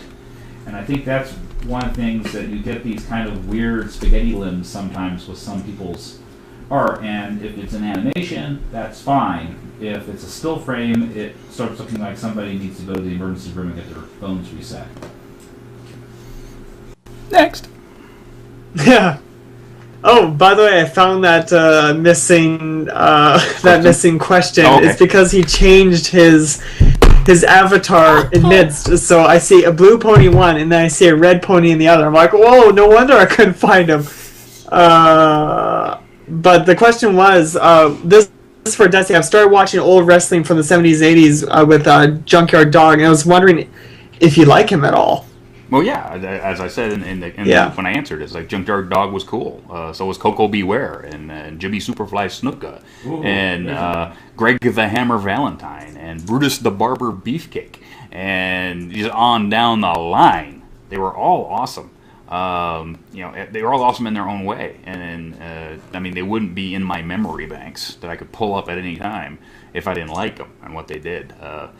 So it's just one of those really, really cool, a really cool part of my history is what I really liked watching when I was a kid. And getting to meet a couple of the guys was really, really cool. Honky Tonk Man. Got to meet Honky Tonk Man. He only comes up about here on me. He looked huge on TV, but he comes up like my chin. Really? Yeah. He's that small a guy. And it's like I went up to him up at the comic book convention up in San Francisco. He and Greg the Hammer Valentine were there. And very articulate man, very smart. Greg the Hammer was over there looking like he took one too many punches to the head, but very articulate man. It's like he saw me and he said, "Dude, did you wrestle?" And it's like, well, we started talking about what I did in Tulsa a little bit, and we just going back and forth. He said, "Oh wow, man, with your size, you could have really went somewhere." I was like, "Whoa!" Straight from him, right? It's like, wow, that's kind of cool. I mean, I'm not sure if he was buttering my bread, but it was pretty cool to have a guy I looked up to as a kid, come to a convention and then, spend 10 to 15 minutes talking with me when he could be signing his autograph for $5 a shot. So it was all really cool. That's awesome. So this one is from Screw Loose. A question for all: what is the drink of choice tonight? Ooh. Well, we got the amber cider. Yes. Tonight. Yes. So this is a little bit more bite to it than the normal cider. So it's good stuff. And we got this over here for after. Yeah. So this is after when we're off. Off camera. Mm-hmm. And I have a breast iced tea. Yummy, yummy. Yummy. So this one is from Draco Pony. Question for all: what is your favorite comic book artist, and what is your favorite pieces done by them? For me, it's Stan Sakai. Always has been, always will be. He does Uzagi Yojimbo, and I own 4 pieces of original art that he's done, and I love them all. I love every one. He did a combined series within his series called the Dragon Below Conspiracy, which was very early in his series, and they put it in one book, and that book alone is worth a lot to me, and I have 2 of them. So yeah, Stan Sakai, hands down. I'd say, as much as I like Stan, I've met the man, and I love Usagi. I'd have to say Will Eisner. What Will did for the comic book world to elevate comics from being just strictly a craftsman trade to being a true art form. I think is simply amazing. And I got a chance to meet Mr. Eisner back in 1997 at Comic-Con. And for a man who had been in the industry for as long as he had seen all of the drama and politics and ups and downs of the industry, he had not gotten jaded to the business, and he had almost a zealot passion and fire you can see in his eyes for it. Because I bumped into him strictly by accident at the Big Bud Plant Island there, and it commented that I had purchased a copy of his book, and boy, I was kind of bummed that I didn't have it with me because I would love to have gotten the signature of it. And he said, "Have you started reading it?" Because I had purchased it at Comic-Con, and I said, "Yeah, I had started reading it, and I was really enjoying it." And then he looked at me with this very piercing look, and he said, "Why?" And it wasn't like he was just calling me on the carpet to say, "Have you really read the book?" or you just say that, that make me feel good. He wanted to know, as an artist, because that part had come out, what I was gaining from the book. To the very end, my understanding is that he was always the teacher. He always wanted to do something to help the next generation coming along, grow, flourish, and mature as artists. And that's something I really can appreciate. Yeah. So we are at an hour and a half, which is our normal ending time for the show. Hey, Screwy. Screwy. Fudge. I don't want any fudge. Oh, everything went quiet for me. Uh-oh. Did we lose Screwy? Second there, it's just that my mom's in this room, and every time I make a noise, everything sort of goes quiet. So when my mom came in here, I couldn't hear a single thing because every time she walked or something, I heard absolutely nothing. Oh, jeez. Well, anyway, Screwy, we're at the normal ending of the show. Well, it's 6:30. So what I want you to do is ask the chat room if they want us to go on a little bit more about art, a little bit more about stuff. Ask them real quick if they want to hang around a little bit longer. What do you guys think? What do you guys think? You want to see some more drawing? I see 1, 2, 3, 4, 5, 6, 7, 8, 9, 10, 11, 12, 13, 14. That's how many people are saying yes. Okay, we'll stick around. Okay. There's nothing but yes. We'll stick around. Okay, we'll stick around. I'm not going anywhere. Nope. He's over there pushing pigment, and we're over here answering questions. That's right. So, I might need I might need another drink. Awesome. Okay, Screwy, go for it. Uh-oh. Did he go quiet again? Sorry, I was drinking. You made me want to drink. We're all drinking. We're all drinking. So you want me to ask some more questions? Yes. Yeah. Absolutely. Go for it. Absolutely. Actually, Fireman would like to point out that the way that you transfer the pictures, he actually does the exact same technique when he's transferring onto his plaque of wood. Awesome. Which I didn't know that you did the same thing. Huh. Yeah. Another trick I will do sometimes, like with this large aviation piece that I did, because there was so many variables involved in it. There's like 40 elements. It's kind of like Dusty's big auto racing. Oh yeah. You know what? Bring that over here. Yeah, the motorcycle racing piece. Bring that over here because you guys got to see this. What I did with this one here is because I didn't want to scuff up the surface too much, but I knew there was a lot of variables involved, is I drew the background as one element. Then I drew the... So I can point my thing here. Check that out. So we did all Laguna Seca here in the background. Did that as one element. Did Dusty's bikes and everything. Did the background characters as a separate element. Now, the one trick was making sure that everyone's perspective stayed correct and everything, and vanishing points and scale stayed right. Transferred it over to a piece of 11 by 17 paper. Did everything at that scale. Now, this, of course, is obviously larger than 11 by 17. Once I had the image nailed down, I scanned the image in at 1200 DPI. Then I went to a Kinko's and told them, I want you to print this out at 150%. And that let us get the larger image, and then I just basically used graphite paper to transfer to the final working surface. I'm doing a similar thing with this large German airfield scene I'm working on right now. You guys could probably want to rest your arms now. Thank you. Yeah. But that I commissioned him to do that. What was that? About 5-6 years ago? Yeah, at least. About 5-6 years ago, and it was like a 3-year project. It was awesome. Oh yeah, that was also good. That was my career when my it doesn't matter. It's done and it's awesome. It's done. It's awesome. Yeah. It's done and it's awesome. But you can combine elements like that quite often. It's and I actually did, it's not like I'm cheating because I've actually done the drawing. Yes. I've worked everything out and everything. It's just why draw it all over again? Why reinvent the wheel? Because quite often when you do a sketch, you'll capture a certain magic, a certain spontaneity to it, and if you try redrawing it again, then you'll lose it. Well, yeah, but now it's a final piece, and I don't want to screw anything up or anything, so you tighten up or anything. Whereas you can just be an enlargement of it and transfer it to your working surface, you can kind of capture some of that spontaneity.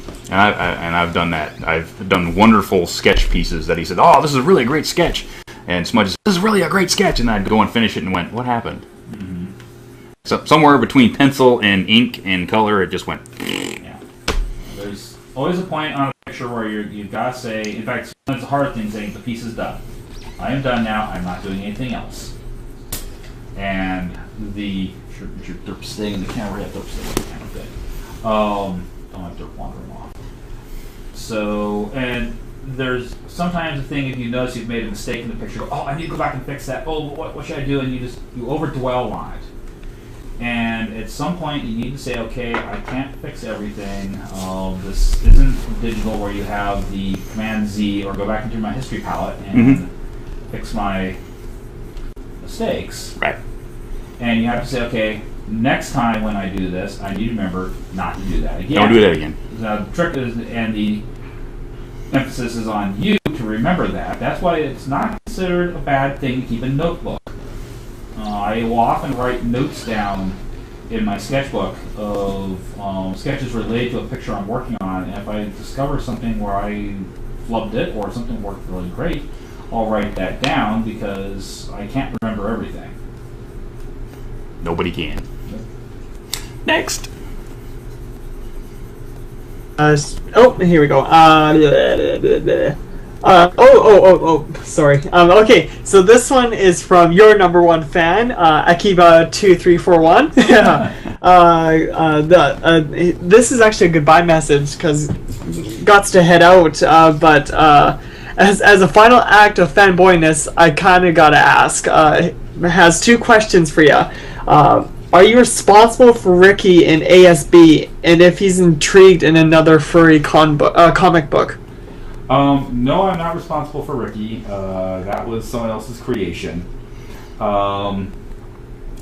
And at the moment, I'm not looking at working on any projects like that at the moment. So, like I say, I've got some stuff I need to get finished that's outstanding work for people who've been very, very patient with me, and I need to honor my arrangements with them. And I need to start building up a portfolio so I can start moving into maybe getting some galleries and everything like that. The market is starting to come back in that area. We lost over 70% of all galleries in the San Francisco Bay Area when the recession hit.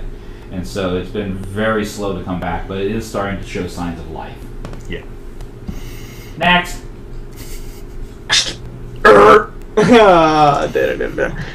Just going through Twitter. Oh my. Okay, so here's the thing going on. There's been a few people asking for that derpy picture, like awfully bad. Two that have been going crazy right now is Pinky Pear Apple and Screw Loose. I don't know what to say to this. I'll have an answer for that. Yes. I'll have an answer for that in about 15 minutes. So in about 15 minutes, you'll have an answer about what's going to happen with those 2 derpies. Okay? So stick around. They have a destiny. They have a destiny.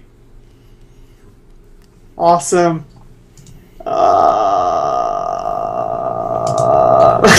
Sorry. I'm trying to catch back up on my stuff. Dusty, are there this is from Screw Loose. Dusty, are there any patches you'd like to have your position to get signed at EQLA? Cough Zerkora cough. Zerkora! Yeah. Yes. Zerkora! Would be awesome to have signed over at Equestria LA. So because Zecora is going to be there, so I would love to have a Zecora patch. Zecora's best zebra. Yes, Zecora's best zebra. And Wonderbolt's insignia might be a good one to have around just in case, you know, I might need to have some.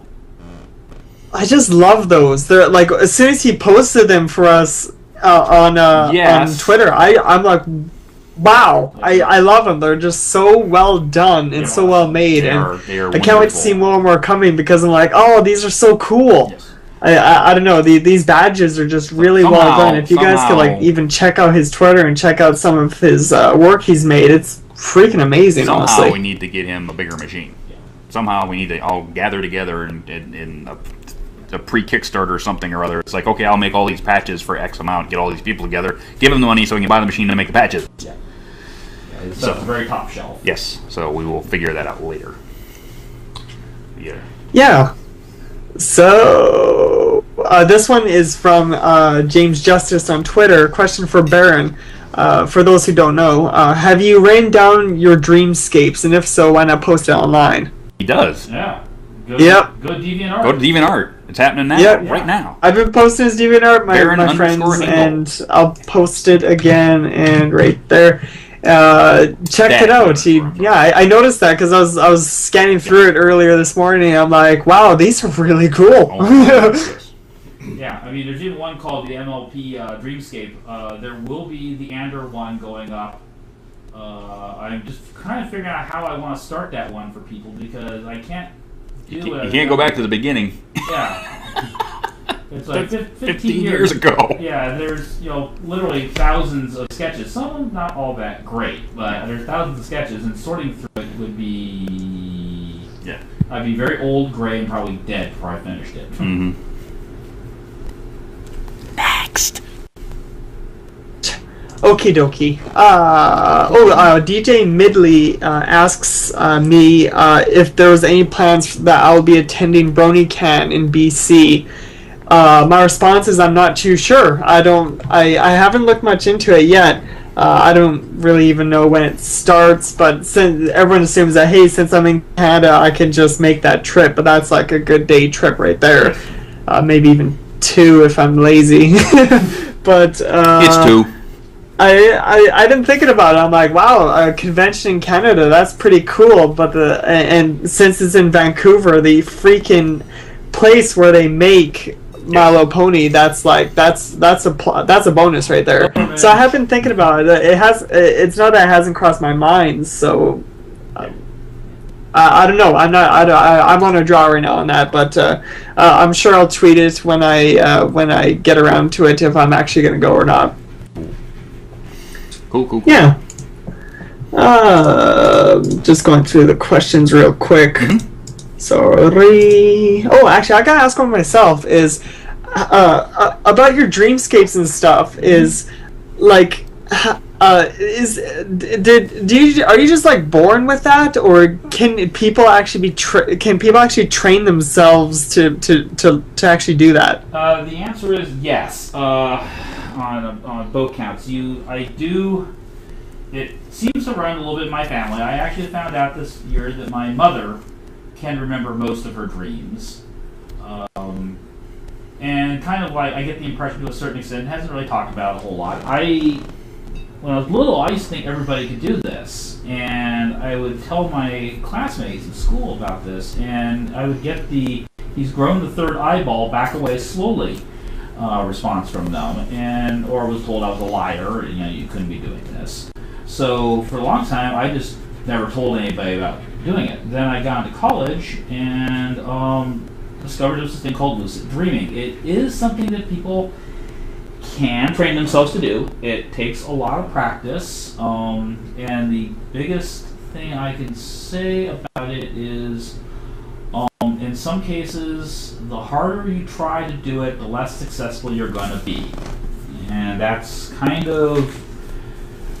that might sound like a contradiction, but what I'm getting at is that when you're in the dream state, and one of the reasons why I think I've gotten into the habit of just letting my subconscious do it, is that one of the problems you'll have is that if you do something, you realize, hey, I'm having a dream, I'm asleep. There quite often is a reaction to wake up at that point. The trick is to basically just let yourself kind of go along for the ride and just remember what's happening as it's going on.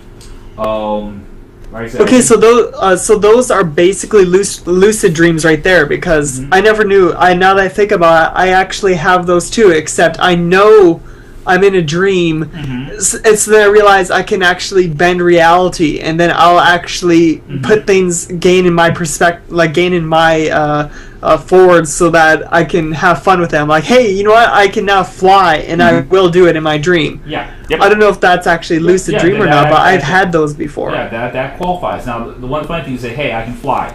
That was one of the things I think I loved about the Equestria dreams so much, is that one of the benchmarks a lot of people will use of how good are you at your lucid dreaming is, can you fly? Well, here's a guy here who has, in the Equestria dreams, I quite often have full sensorium. I can taste, I can smell, I can feel, I can hear, and I've had these vivid dreamscapes for decades, and I never could fly. Every time I tried flying, at some point along the line, somebody, like a little part of my brain would say, you know, you're human, you can't fly. And at that point, it's eat dirt. Very annoying, wake up. So when Blackbird had my rebirth there as Skybrush, I was so enthused by the idea that, hey, now I'm going to finally be able to fly. Once I actually learned how to do it, which was... Hilarious! Yes. Yes, the Rainbow Dash School for Aeronautically Challenged Pegasi. Yes.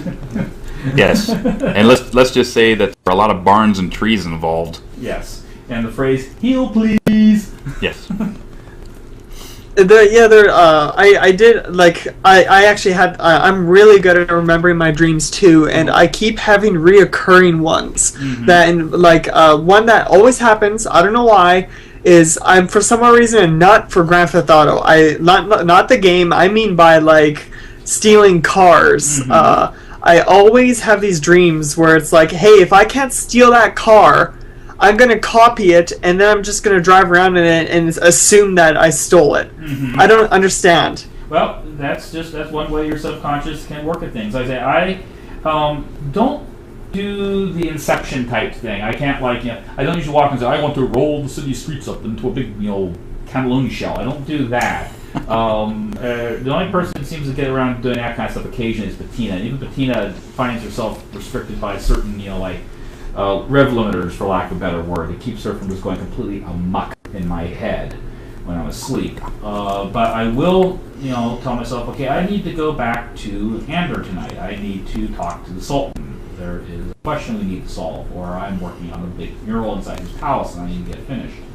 And I can kind of coax myself, but one of the things I've found is that if I tell myself I shall go back to Ander, I am going back to Ander, if I do it as in this kind of give myself an order, my subconscious will usually rebel and say, oh no, you're not. You're going to have a boring dream about being at work, checking in boxes, moving freight, and answering the phone. But if I give myself the thing of I'd like to go to Ander, I'd like to talk to Rosemary, I need to write a letter to Princess Celestia, then my chances for success seem to be much higher. Yeah, it's how it works for me. Wow. Yeah. Yep. We gotta talk more after show, because this is, it really is an amazement. And yeah, I don't know if you're like a dream dictionary kind of guy, but I just gotta ask you some questions after show about some of the things I've had. Sure. And maybe you could tell me what. I can offer you my pop psychology, completely unscientific 2 cents on the topic. Yes. Yeah. Your mileage. Okay, so I'll get back on to questions. Keep going, Screwy. This one's from Blame. Hey, Blame. Question is, Blame says, probably going to sound like a really odd or possibly silly question, but do you ever wish you weren't a lucid dreamer? I obviously haven't really related, but while these dreamscapes have provided such inspiration, I imagine they must bring a degree of stress, also especially in some of the grim dark cases. Yes. The fact that someone actually did ask me that on DA recently, what kind of person would I be if I could lucid dream? And or remember my dreams. And it's kind of like people when they ask me, what would it be like if you couldn't draw? And for me, it's like, well, what would it be like if you're not breathing? It's so a natural part of me that trying to separate out the idea of not being able to do it is very, very tricky for me to imagine. Now, as far as the stuff when it gets really nasty, yeah, it is occasionally. I do suffer from night terrors, and or at least that's why I call them. They're a bit more vivid of nightmares than normal, and they will quite often have the problem that even after I wake up, which sometimes can be tricky, it's like there's some part of my brain saying, oh no, we're not done with you yet, we have something to discuss. When I finally do wake up from it, I can quite often be very disoriented, very, very nauseous, and to the point of throwing up from it, be feverish, and have the problem where I will be sitting in bed trying to reorient myself, and I'll be looking around the room and everything's the way it's supposed to be, and then for just a second or so I will get like a frame or two jump back to the dream with all the sensorily that went along with that. Then I'm back in the room again, and for the next couple of minutes after I have woken up, I will have these jump backs and forths, which of course seems to mess with, I don't know, my inner ear or whatever, but it does sometimes result in me having to make a quick trip to the bathroom to basically lose my dinner. Yeah. I've done something like that with my dream where I wake up from like maybe a disturbance, like my mom and dad are awake or something, and then I'll wake up and I'll be like, oh wow, that was just a dream. You know what? I feel like continuing it, and then I'll go right back to sleep, and I'm not kidding. I'll continue on exactly where I left off. Yeah. Well, I mean, like I say, Patina has on occasion told me, get up, you have a phone call, someone needs you. Usually swatting me in the back of the head or something like that. And there has been occasions when I talk in my sleep too, apparently. Oh, I do a lot. Yeah. Oh, I do a lot. And, Dusty has observed that on occasion. Oh, yeah. And I will occasionally incorporate things that are going on conversation-wise around the room, and it will get processed and shuttled down to and turned into whatever would be appropriate subject matter for me to be. Yeah, it was really weird. About a month ago, and we were doing our monthly, well, actually, every couple of weeks we play role play tabletop, and we've been getting into Pony, so we've been doing a Pony tabletop game. And he came over very, very tired and sat in one of the big epic chairs that we have in our front room and basically fell asleep. And the rest of us are finishing up the game, and all of a sudden he just started having a conversation with nobody. Just very, very, not like, but it was just a conversation, like one half of it, and it was like, do we wake him up or not? And no, and Smudgy goes, no, just let him go. It's like, okay, no problem. Right, well, that was also when you guys, I know that was not you guys were playing Settlers of Catan, and I was asking for Bricks. Yes. Which, of course, is my nickname. Yeah, Brick. And I was sitting Fly, Brick. Yes, yeah. I was sitting at Sweet Apple Acres. I pushed a little cloud inside of the barn, and was waiting for Rainbow Dash to show up, because we were supposed to go through some flight instruction, because she's my flight instructor. And people kept on asking where's Brick, and she was asking where's Brick, and I said, I'm in the barn. In the barn. Yeah, you said that a lot, yes. Actually. Yeah, well apparently Bonsai came over and kept on licking my... yeah, Bonsai's our dog. My hand, and it was in that case, my brain decided that had to be Leona, and I was like, Leona, go away, go find AJ. Yeah, you just remember that now. So we are at, but, I got some announcement stuff that we need to do. So I think we're done with questions. Thank you very much. Unless you got one epic question left. Did you save one? I'll go for the one I'm currently staring at. This is from Flygon Pony, and it's to Baron, and question is, who is your favorite pony? Oh god, that question. Oh.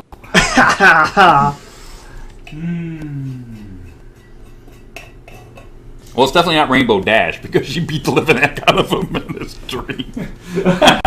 Yeah, I'm getting kicked off the barn by her. Didn't exactly win points with me, but oh boy. There's 3 ponies that I really, really like. I like Applejack, because I can really appreciate her work ethic. And watching her having to go through everything, my lovely little subconscious had to shove her through in this dreamscape, and she's still been able to retain her love for her family and for Apple Bloom, and hasn't lost her just good-naturedness. has been very impressive. Twilight I like because I'm a book nerd. I read books all the time, so I can talk with her all the time. But I have to accept that I like Rarity because being an artist and having done freelance work, I can appreciate what she goes through as a creative person and as a business person. So there you go. Yeah, like it's a toss up between if I could get a mixture of Applejack and Twilight, that'd be perfect pony. But that's about as close as I can get. As close as you can get. So with that, we're gonna start winding down. I got some announcements to go. Okay, so first announcement is that we're gonna have a bit of a contest come November, and this is gonna be put on by the FOB Equestria guys, and they've asked me, and I'm very humbled that they asked me to be a judge for this. Now, what we're going to do, if anybody hasn't heard about it before, there's a thing for men's health charities called Movember, M-O-Vember. Look it up on Google, and basically it's a contest. Well, actually, basically it's a charity where you start growing a mustache on November 1. You have to be clean shaven on November 1. And then on November 30th, you show off your mustache, okay? And you take in different donations for the different charities. So what we're going to do is we're going to have because FOB Equestria is for the military, okay? We're going to have two separate classes. We're going to have military, and we're going to have civilian, okay? And there's going to be a set of prizes for both sides, so you don't have to fight against the military guys. So if you want to get involved, we're going to have more details coming up soon. We got all month to plan it, but we already have some very special guests for our judges. One was going to be Black Griffin. Black Griffin's going to be one of the celebrity judges. I am a judge. Also, we're going to have Stephen Magnet himself is a judge of this. So if you ever want Stephen Magnet to judge your mustache, then you should get in on this, okay? And we also have Trevor Devall. Trevor Devall has said that he would also like to judge this. So we're going to have those people and a few more as judges, and we're going to have a wonderful set of prizes on the civilian side. We're going to have as the first prize a Comic-Con Derpy. This little girl right here. Not this one, but one just like her. This one's mine. You can't have her. But this is going to be the first prize on the civilian side. And on the military side, we're going to have a signed Love and Tolerate poster by Faust and Mr. John Valancy and Tara Strong. So those are going to be the first prizes. We're going to have a number of more prizes also. And some of those prizes are going to be these two Derpies, which are being donated by this gentleman right here. So these are going to be finished up, and they're going to be prizes in this contest. And also, too, I'm going to go around each one of them, because there's a lot of white space. A lot of white space. And so I'm just going to fill it up with random little sketches. Pencil drawings of Derpy and ponies and whatnot. So each one will be different. Each one will be special and be signed. Yep, and be signed. So that's more prizes for that. And we're going to gather up some more prizes as the month goes on. So go check it out. Don't sign up yet, because we're going to have more details a little later. So that's going to be coming up in November. So this being the 26th episode, actually the 27th, if you want to call, Everfree Northwest, the little one we did. So that would be a season ender. So we did a little bit more new stuff, a couple of cameras. We had some art for you live and a little bit of different look to it. So this is sort of what might go on coming up in season 2 for us. But because I've been doing this for so long, some of my real life things have crept up on me, as it were. So I think we'll be taking a week off. I'm going to try and get with Cowboy Dave and try to get just take everything from the 26 episodes and see if we can find the good stuff and put it together for you. So maybe we'll have one next week, which would be a retrospective show. But we're going to take a week. Either that's going to have a retrospective show, or we're just going to take a week off. It's because I have some things I do need to take care of. So, and that I'm very sorry for that, but we're going to have to go that way. And so that gets us to the weekly call out. The weekly call out of shows you can see right here. on Everfree Radio. Reading Rainboom. You know Reading Rainboom.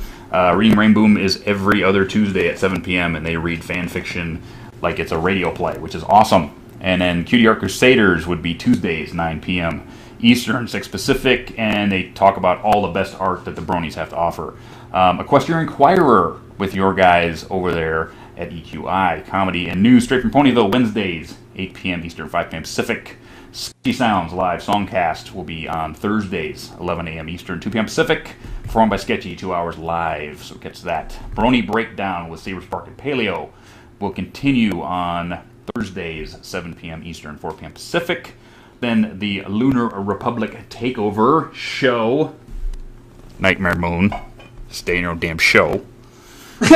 So that's Fridays, 7 p.m. Eastern, 4 p.m. Pacific. Immediately following that will be One Tricks Mixology show, which is the trance show. Check that right after Lunar Republic Takeover. And then, everybody's favorite apple bloom, Michelle Trebetter, will have her Saturday night song show on Saturday nights, 4 p.m. Eastern, 7 p.m. Pacific. So that is your list of shows for the week.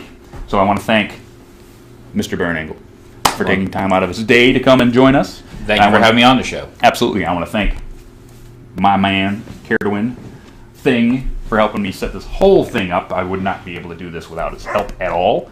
Thank you, Bonsai, for just barking right there. And with that, I think it's time to go. So, I'll miss you all.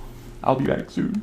Miss you. Oh, and happy Thanksgiving to all my Canadian Thanksgiving. homies down there. Happy Thanksgiving with to all me my up here. Canadian friends. What do you eat? What? Yeah. What do you eat on Canadian Thanksgiving? It's Canadian Thanksgiving. Oh yeah. Ham, of course. Yeah, okay. You know, Canadian ham Okay. on pizza. Big round pieces. Really? Yeah. Okay. Eat turkey, eh? Turkey, eh? Yes, to all my Canadian family up there in Vancouver, you know who you are, DHX. So, with that, I'm going to go over here to the mouse, which tells me we need to go. So, I'm going to go over here and pick that one. And with that, bye. Bye. See you in a while. Bye. Good night, sweetheart. Well, it's time to go. Good night, sweetheart. Well, it's time to go.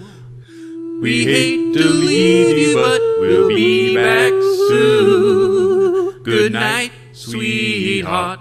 Good night. Good night, sweetheart. Good night.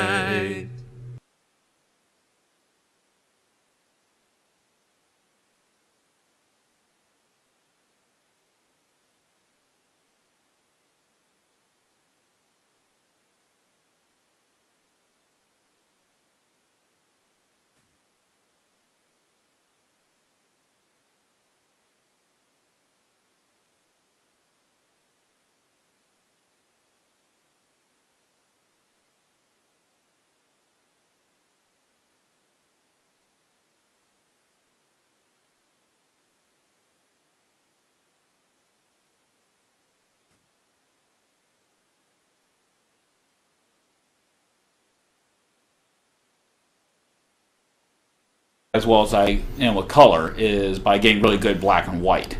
My dad was a professional photographer, and when I was in college, of course, they kind of start you out in black and white, and then they move you on to color. And there's this kind of this perception that, well, beginners play around with black and white, but when you're serious, you move on to color.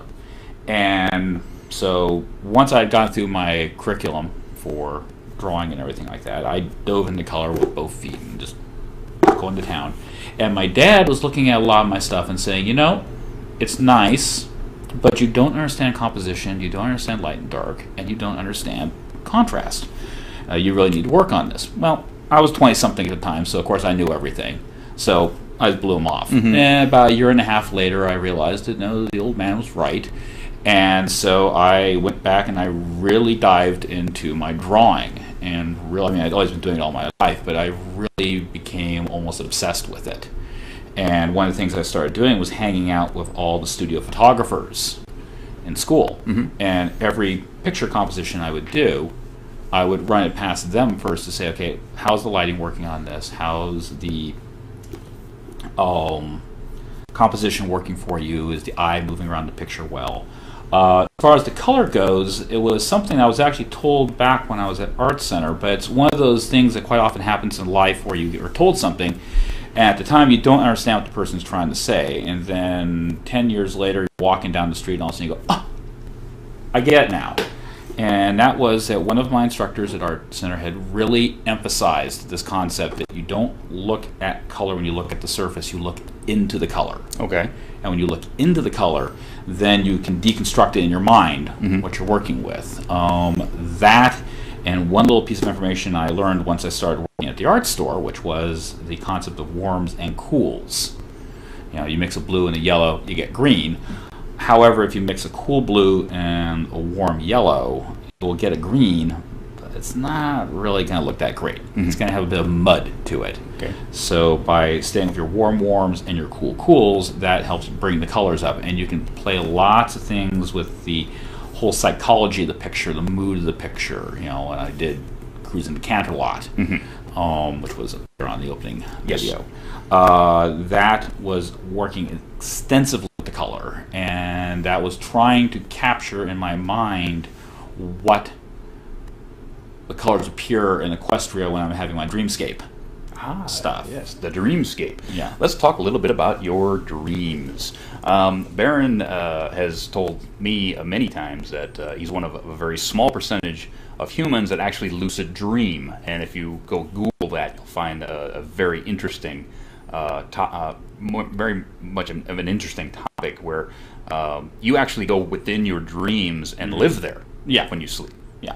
Now, unlike a lot of other lucid dreamers where they try to manipulate all aspects of the dream, what I have simply trained myself to be able to do, I mean, I always can remember my dreams, even back to my childhood. I could remember my dreams. I can still remember dreams back from when I was like 10 years old. Wow. Now, some of them aren't nice ones, but I do remember them. But what I just learned how to do was be able to kind of, through self-hypnosis, to be able to, when I go to sleep, say, okay, I need to go back here. There was some unfinished business I need to do. Okay. And my subconscious basically fills in the rest of the plot, basically. All right. Including having my cast of little happy characters that go scampering around up in my head. Yes, that we've all heard about for the last few years. Those come out in your drawings, especially the skunk girl, Rosemary Parker. Yes. Yes, who's in a couple of drawings that he's done for me. Yes. Or Bettina. Bettina. Yes. Bettina being... Bettina the mouse or Bettina the pony. Yes. Yes. Bettina the pony. So you started out in a wonderful desert land called Andor. Yes. Talk a little bit about Andor. Well, Andor was really the first... I had had dreams up to that point where, okay, I would come back and I'd see characters again. But Andor was the first one where it was like my subconscious was trying to tell a story to me. And I was having these reoccurring settings. Andor is a fictitious northeast African city that would exist more or less where Mogadishu in Somalia would be. Okay. The terrain's a bit different. There's an extra mountain range that doesn't exist there, and there's a natural harbor that looks like it's the result of some kind of impact crater. In fact, there's even a rebound point in the center of it where there's a lighthouse. And it is an old city that was originally called Malakakar, was destroyed around 1200 BC. It was rebuilt after that point and was renamed Malakakar. It had changed hands for a number of people. The Romans had it in my universe for about 100 years, but it was at the very edge of the Roman Empire, and they, after a while, said, nope, we're not doing this. They pulled back. So it became its own independent entity, and I had my first dream in 1995, which more or less started with, these words. Wake up, we're almost there. And I found myself awake on the deck of this ship, which I found out later was called The Ship. And all newcomers that were people who basically arrived, that's what they called people who arrived on the ship, always arrived on the ship, with the exception of 2 people who ended up being characters in the story later. And I found myself dressed in 14th century Middle Eastern garb, and I kind of turned to one of the crew members and said, "What am I doing here?" I said, "Well, you're on the ship." I said, "Yeah, but why am I?"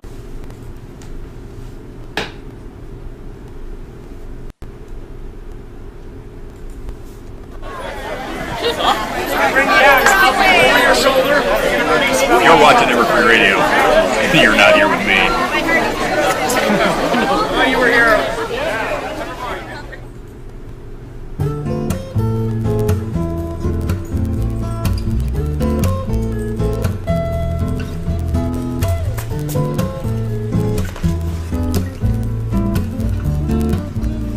And now, Everfree Radio presents Stay Brony My Friends with DustyKat.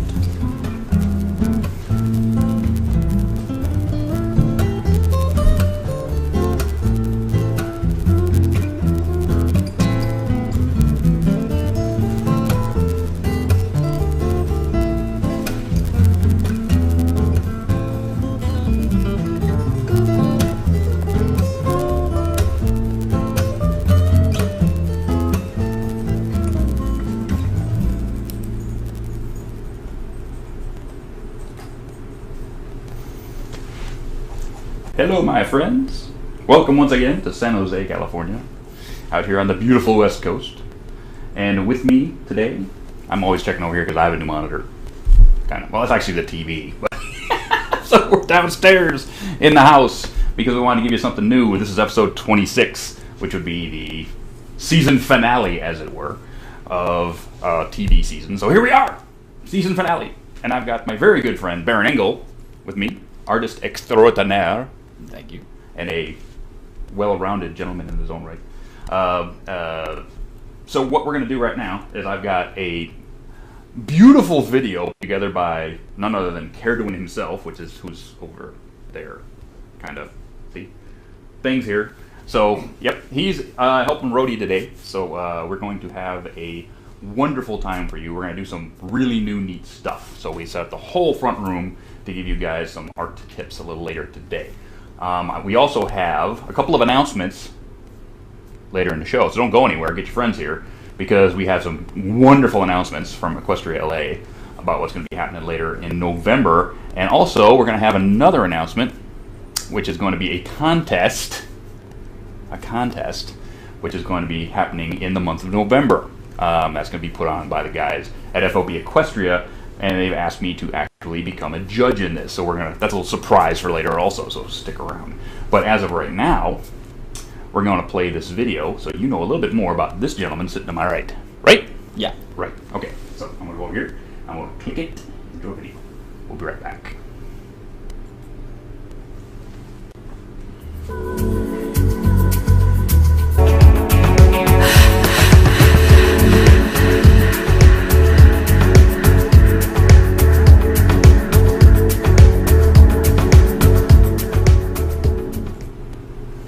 And how'd you like that?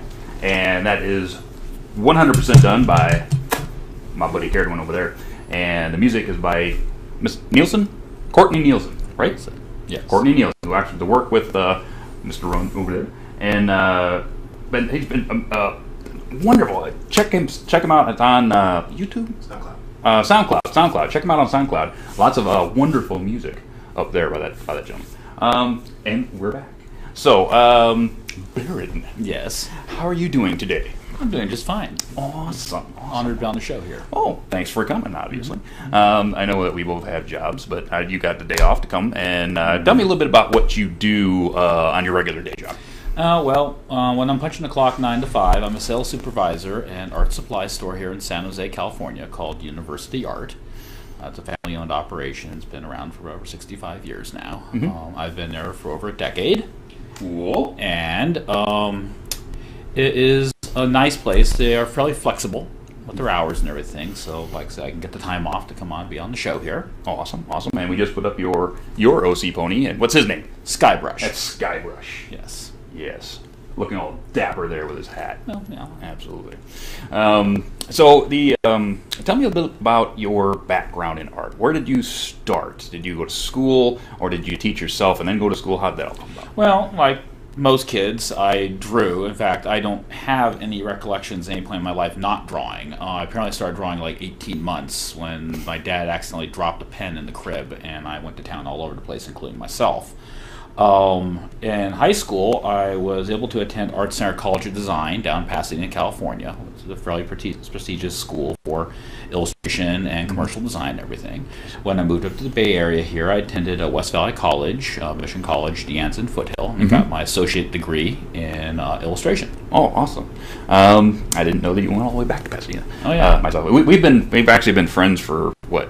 Oh, at least 15 years. 15 years now? Minimum. 15 years minimum. I've taken art lessons from this man, and I still stink. So, nothing against his teaching, but it's me. I hold out hope. It's all in this arm. I hold out hope. Oh, I might not. Yeah. So you have this wonderful depth of color that I don't see in a lot of artists, where colored pencil basically becomes alive. It's not oil painting. It's not watercolor. It's something completely different. Give us a little bit of background on what got you started into color and how you came up with such a technique. Well, one of the ways I got